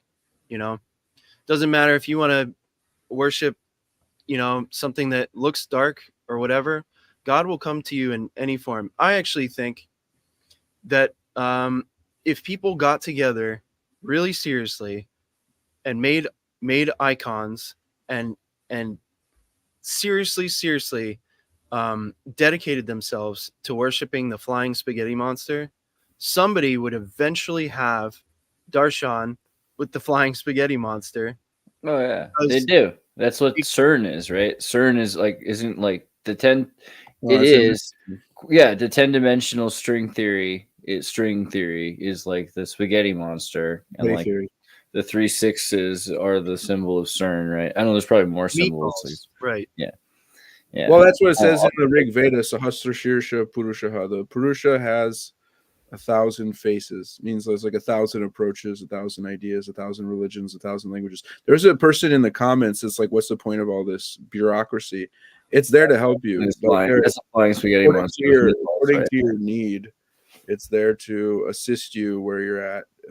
So people are attracted to different aspects of God. Not everybody's got the same taste or proclivity. I like that point though, just because like you look at like the Church of Satan and how they like help kids not get beat up at and they clean beaches, and so like there is something to the point of just like God works through anything, no matter what you try to do. You know, probably is the. Yeah, I mean, Satan is if we're taking the the biblical Satan is an archangel.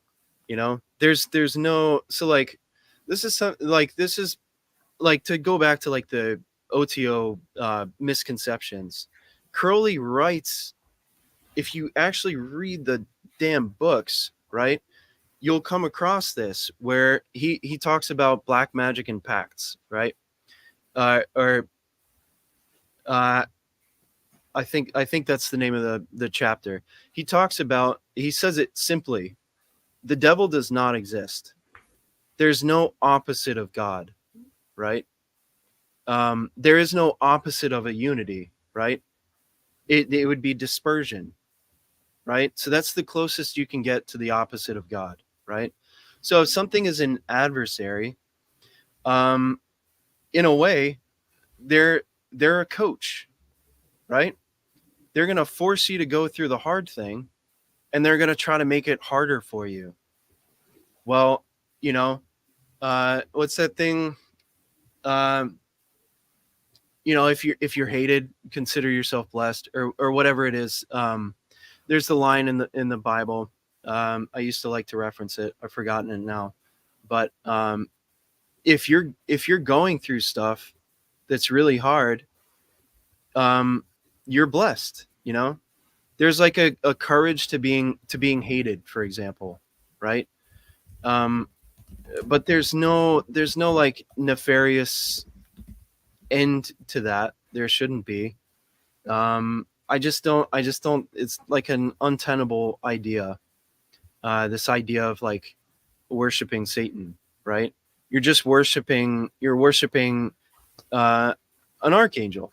You know, you're worshiping an archangel, like a potency of the omnipotent. You're Well, most through right? some Or you're an atheist. You don't believe in God anyway, and that's I mean, mostly because like church. You're a Christian. You're a disgruntled Christian. The Church of Satan seems like disgruntled Christians that are going through a lot, and I get the thing is they're going through a lot. Like a lot of like you hear them out. You're like, oh yeah, you were like molested, or like kids beat you up at school a lot. Okay, like you're going through a lot because of your community, which was this church that you're rebelling against. I get it, but that's different than like worshiping Samuel or something like that. Yeah, right. And of course, nobody loves death and decay, and there's vice regents for those things, but those aren't evil.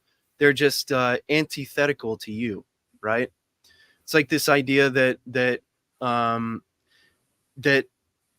demons are bad, right? No, they're not. They built the Temple of Solomon, right? So like, what does that mean, right? They're better with matter than we are, right? And let's go back, right? Where's the Divine Mother again? All around us, right? In all places, in all times, and beyond. And Ma Kali is the Divine Mother. That's one of her names. Kali. She's the eater of time. Right. And who's devotional to Kali as well? All living entities, whether they know it or not. Well, you could argue that for sure, but particularly you could say demons, right? Because she accepts. Oh yeah, Asuri. She's the Asura takes shelter of her. Exactly. So she accepts all offerings, right? So then, if you think about, she accepts all offerings. I've seen scriptural injunctions where she does not accept. Well, and then don't worship her. Let's go. Then I tried to do a human sacrifice on a saint, and it didn't work out very well. They thought he was retarded because he was a saint and was not engaged outwardly. So they're going to try to sacrifice like a man animal, somebody who is not very intelligent, because let's come back to this in a second. He rejected it. She came and like cut their heads off. Yeah, you gotta be careful with Tantra. I think Tantra definitely requires a guru. Of course. Yeah, you should. I mean, like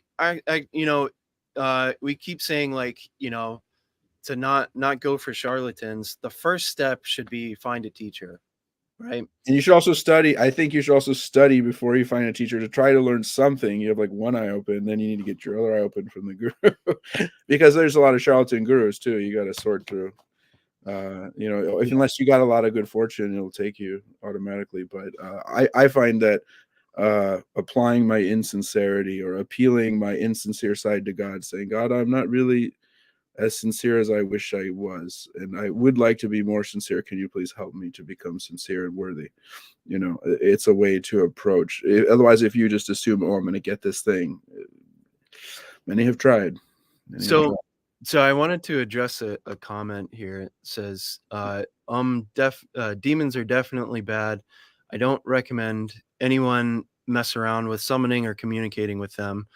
Archangels are better, but still dangerous. Tomato are great. Tomatoes, you should never have tomatoes. Only tomatoes. We're So not talking about demon in that way, man. We're talking about the Greek. well, so let's go through this, because this is important, right? Demons are definitely bad. No, they're the antithesis to your physical body, or to the direction that you evolve. They are the antithesis, right? So are they bad for you? Not necessarily, right? Do you have a direct relationship with them? Well, if you do, you better know what the hell you're doing, right? This is a criticism I have of O.T.O people, right? They go to the Goetia first, which it's debatable if those are demons or not. They might just be spirits, but I think nobody can. It's just a demon. Like, what's the Greek sense of the word demon? It's just like some like subtle entity. Yeah, but like the Slavs, there's a thing that like Slavics have, like where spirits, like people even, or things can become eternal, like they can manifest into like wicked eternal things that like spread, like people become like other people, this like bad trait spreads, right? So you could have wicked spirits, you can have wicked memes that exist, right? And those are certainly. Well, before you go there, right? Yeah. Okay. So let me just cover this, because you're going in a good direction. But he says, I don't recommend anyone mess around summoning with them or communicating with them. I agree. That if, I don't know why beginners or spooky bros or witchy poos goes directly towards that, it's pretty silly. It's like, it's like being a blind person and wanting to cross traffic or something. You're blind. You have to admit that to yourself. If you can't see what you're evoking or something, don't do it. It's just, this is like why you should focus on gnosis. I feel like talking to angels is the same thing, though. I don't think you should trust like something that's like, I'm an angel, because that's literally what Lucifer says, because Lucifer is an angel. If Lucifer is Samuel or whatever we're talking about, like in this archetypical like thing, you're talking about something that is, I mean, and also the idea of a fallen angel I'm curious about, because what if, I mean, aren't we essentially, what are we like? We're fallen to earth. Are we kind of like and Mormons are like angels. By the way, for Mormons, angels are pre-human, and then they become human, and then they go off to become gods. So like all angels, like that's their whole thing, right? So go back to what I said before, right? That what I think is the original sin. Forgetting yourself and learning your body. Yeah, that was yours. It is that you're not a material being. You are a spiritual being. Bodies are vehicles that you are inhabiting. They have their own karma, right? But you're the observant, right? You are the observer, right? Of your life, but you're not of matter, right? So like a being that is deeper into matter than you are, right? The Divine Mother, right? Temple of Solomon, right? The Divine Mother, that's God. Let me finish, though, right? They have more providence, right, over physical matter, don't they? Right? If they can build a temple better than we can, that's they're the fish in water, and we're not, right? So if you build a relationship with them, you better know where your home is, right? You better have a better relationship upstairs before you start messing with everything downstairs, right? And that's the point. They're not bad. It's like, I don't even deal with that. I only deal with devotion to the supreme God, so Vishnu. But I don't deal with, like, for example, Kali is God the Mother. It's also Vishnu. She's not different. Right. So Durga is Vishnu. Vishnu is Durga. They're the same person, just different face. But like I still, even though I don't spend time with like lower entities, I think it would be kind of inauspicious or like unfortunate if magic went away from the world, because magic gives us science about our original self. I don't think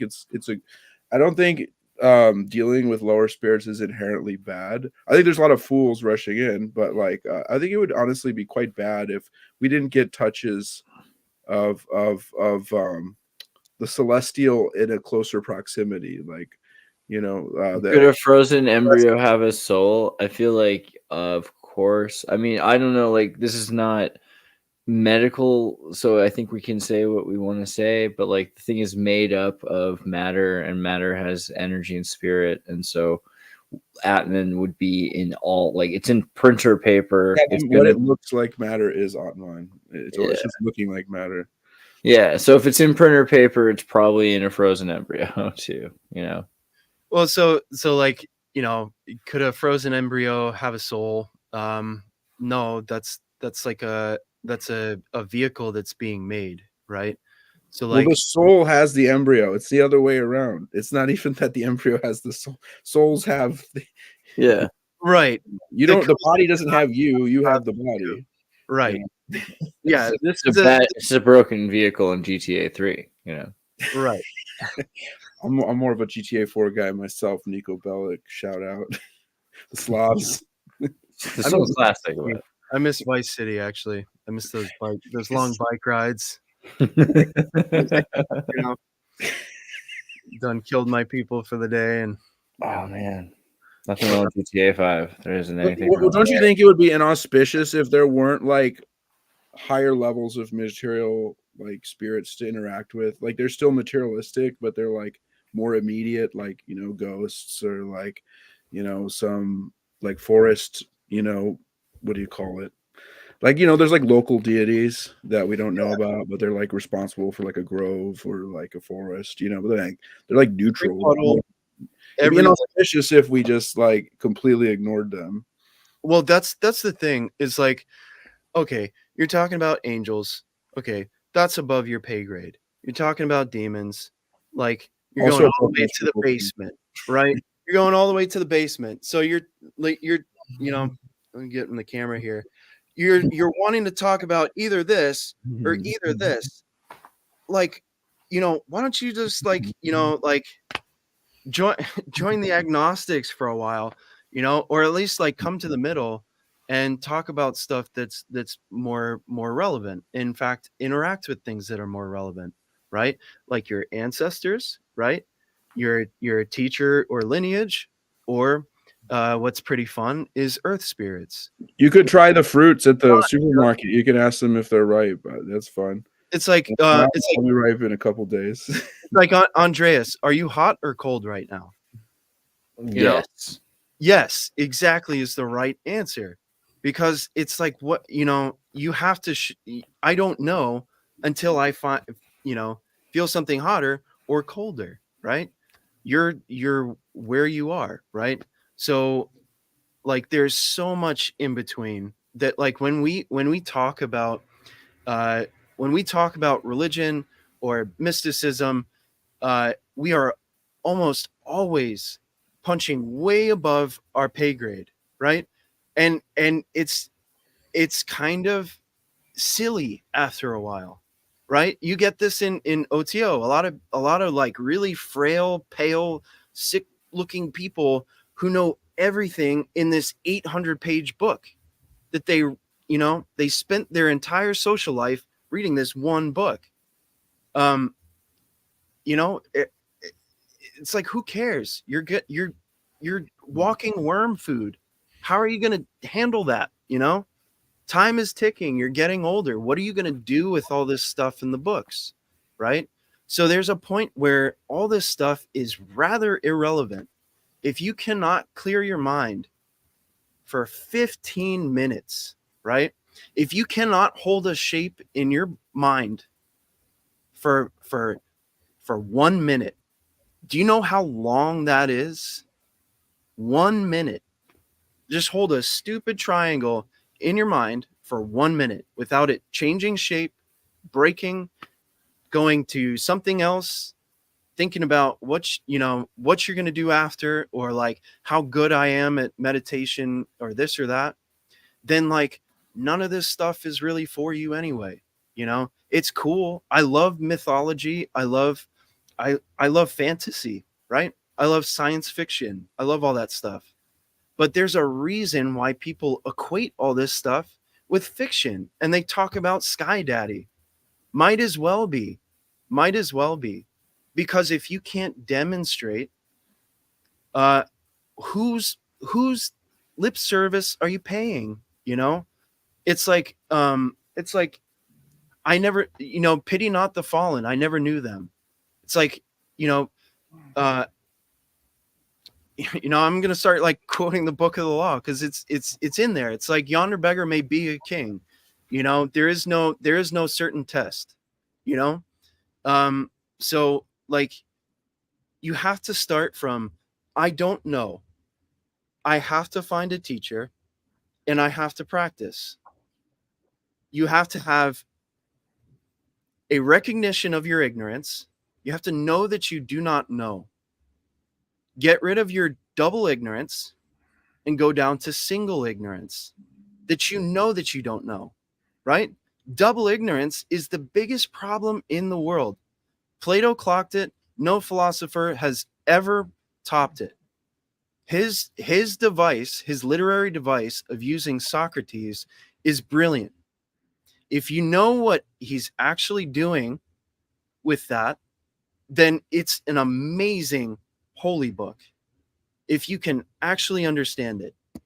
But that's the most important thing in the entire world, right? In politics alone.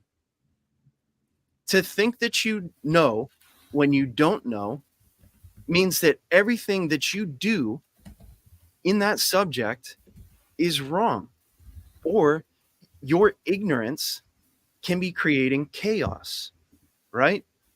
That's evil. That's the only evil in the world, right? People where they should not be, doing things that they should not be doing, right? If a demon is possessing you and causing shit wrong in your life, guess what? It is not doing what it should be doing. And that is evil, right? So they're not inherently evil, but the evil is in the ignorance, right? You're always acting. You are always acting. Every single second, you're having a thought, you're having a feeling, you're doing things in the world. Do you want to do it blind and break your little toe? Because you're, like, you want to bump into shit, you want to break shit, you want to hurt yourself, do it with ignorance. If you don't want to do that, if you want to be a holy man, if you want to experience this stuff for real, then get rid of your double ignorance. And then you become something that can receive, right? Machine Gun Kelly is like one of the greatest philosophers of our time. He has this song, all I know is I don't know nothing. All I know is I don't know nothing at all. And I knew immediately when I saw this, I was like, oh, that is like, Well, you know something? Très profund. Like he really he really knows that all he knows is he doesn't know anything. I don't know nothing. I mean, it's just he's going to the comments here. That's hyperplay. Melissa says, but I can't even hold a thought in my mind, a shape in my mind for 15 seconds. Well, if you can't hold a shape, why don't you try your personal form of the Lord? I think she's saying she can. I think she's saying she can. So yeah, she's 15 minutes. Oh, I misread it. Yeah. Well, if you can hold a shape, if you can't though, try the she's a potential witch. She could do it. She can do it. I misread, but here's a critique. If you can't do it, she's got potential, kid. Yeah. But for those who can't, try the personal. So here's a critique, because if she can do that, then she's actually practiced something. Yeah. There's no way that she's just doing that right from the get-go. Well, right, and I'd say I hope to God it's because like there's an episode of the Care Bears where they teach you how to do it. But okay, really, I don't know. That'd be sweet. Maybe. They do it. They do it in Donald Duck. Donald They Duck. do kind of hold out these. Donald Duck in Mathmagic Land in the 50s teaches you I to love look. that. I saw your episode on what you said. Donald Duck is Thoth or Set. Which one? And then you said Snoopy is a new. What do you say? Not Snoopy. Goofy is Anubis. Is that what you said? Yeah, and sometimes Seth, but yes, Anubis. And I think Thoth is Donald Duck. Yeah. Well, I want to say this Right. one idea. Not everyone is meant to receive. It may have something to do with bloodlines. Two different ideas, them together kind of creates this ethno-spiritual, ethno-religiosity, which is can be quite toxic and create hatred between peoples and everything. Number one, not everybody is meant to receive. Correct. That's why there's hard stops of initiation and,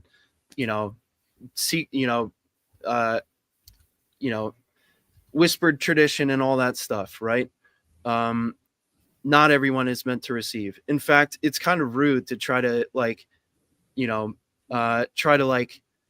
enlighten somebody who's just trying to have a wife and have fun and have a job and have a good physical life. That's what most spirits are here for, right? Most souls are here to just have a normal life, just to be a householder. That's fine. That's totally fine. And that's where being a good person is the natural spiritual path of everyone, is to be a good person, right? You don't think you should just casually drop something? I don't know. Maybe I have. But the people who are onto the ascent, they're like looking for it because they have that thirst in their soul. They might perk up to it. But for everybody else, it's cool mythology. It's like reading. The Odyssey is fun and cool. That's the thing, is not everyone needs to understand all the symbolism, right? So with Disney stuff, with Donald Duck being Thoth, he's constantly learning the law. He's constantly going through. He's the first one to learn how to pay income taxes, and he understands why he has to do it and why it's right. He's the first one to get enlisted in the service. He goes through all these things, and Goofy's always demonstrating how to do things wrong because he's kind of Sethian, chaos, but also constant destruction and success even through the chaos. Everything works out. It's just really crazy how it happens. I mean, there's a lot of this mythology that would probably be forbidden by normal people to watch, because they're Christians in Middle America in the 50s, but all of a sudden it's a Disney thing. Disney's somehow okay, or it was at the time, right? It wasn't so obvious at the time for some reason. So Disney was acceptable and mainstream, and so kids were watching all these things and getting all these lessons anyway, right? And so think of a perfect circle. Doesn't matter why you practice yoga. If you're thinking of a perfect circle and you train kids to do it, then it's in their head, right? Even though they don't understand why. It's working out the muscles, you're engaging, you're exercise through play, you're playing basketball and then you're oh, I'm having fun, but you're actually getting a workout too. Yeah. I actually that's skillful. I did respect that. As I think that's the coolest thing that Disney ever did, and I think it came from Walt Disney. I think it's devolved since then. Yeah, for I always think there's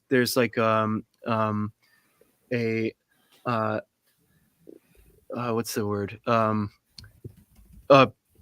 Profaning of things that kind of find their way into the general populace, in culture. There seems to be always some effort that kind of takes that thing and tries to make it confusing, or they add garbage to it. Weak disciples. Watch out for the weak disciples. Well, that's the other thing, is those people double ruined. That's that's don't be it, please. Do not come if you want to be a weak disciple. Stay away, please. Yeah, don't apply. Yeah. Otherwise, you're just gonna look like a fool in front of the smart people, and they're gonna notice. But you're gonna be anyway, these people are there everywhere, man. And the other dangerous idea in there is that it comes from your bloodline or your ethnicity, right? So if there's something that is sacred to, you know, a tribe or something or whatever, and they wouldn't want other people to have it because they're not of the bloodline, that's kind of a toxic idea. So it's important to kind of separate the two. Like, and it's important to separate the body from the soul anyway, right? So bodies, they're vehicles. It's like they're cars, It's right? made of food. At least according to the Upanishad, it's made of food, right? You have a food Yeah. body, it's anamoy, right? And then you have like a pranamoy. You have some like electric interface in the nervous system between the mind and the body. And then you have the monomoy, or the mind. And then you have the atman, or vijnanamoy, or the self. And then you have anandamoy, which is God, like the joyful whole, right? I don't like that word toxic anymore, by the way. Which one? It's just, I said toxic. Somebody's giving me crap. Remember Toxic Crusaders? Everybody remember that shit? Those Toxic guys. Avenger? No, that these like they like had like trash cans and stuff, and they were like all like made of slime. Yeah, Toxic Avenger. Yeah. Yeah. Oh yeah. It's been a while. Toxie. Yeah. Toxie, that's right, Toxie. Yeah. Intoxicating, right? Well, we're pretty deep in it. We went 2.5 hours. Anything else you think we should cover before we go? Dude, what do you think's going on? We need to interview you, Andreas, sometime. You're the one who keeps secrets well, apparently. What do you think's going on with the soul of Donald Sutherland? Is he is he being reincarnated, immediately born into someone else, right? Like away, or does it like take time? What do you think? It takes time. Generally, it's usually, I think it's like 40 to 70 years. Is kind of the interval, so you can kind of clock like, you know. What's he doing for 40 to 70 years? Is he a tree? He could go to the moon or the sun, or he could go to some other place. You could do a thing. Okay, yeah, because after 40 to 70 years, you're probably bored and you want to come back. Right. It doesn't have to be, but it's like general. Like somebody could come back within a couple of years, you know. Yeah. It also yeah, there's a lot of variation. Some people have more than one body. Some people have multiple bodies. Do you know one of the greatest movies, Nirman Kai, Dharma Kai? One of the greatest movies about reincarnation is the Mormon movie, All Dogs Go to Heaven, right? By Don Bluth. I love that movie. Dude, Don Bluth is Mormon. Yeah, Don Bluth is Mormon. He so made. Funny. I was thinking about the crocodile scene where they're all like dancing. It like popped in my head at work the other day. I was like, oh man, I missed. I was like, man, that was such like a. Yeah, it's a good movie. It's underrated. I gotta watch it. It kind of scared me a lot as a kid. I didn't like it when I was like 5. I was like, really, dude? Like he dies like right away. But like now I should watch it more as an adult. Probably. I think it scared me. I think I might have like turned it off or something. Yeah. See what your kid thinks about it. He'd probably be all about it. He's oh like, no, right. I'm not very good at censoring my kid. Yeah. All right. Well, I'll see you guys next time. Hey man. Donald Sutherland is dead. You were the watcher for Joss Whedon's first Buffy verse. Invasion of body snatchers, you made the best of the worst.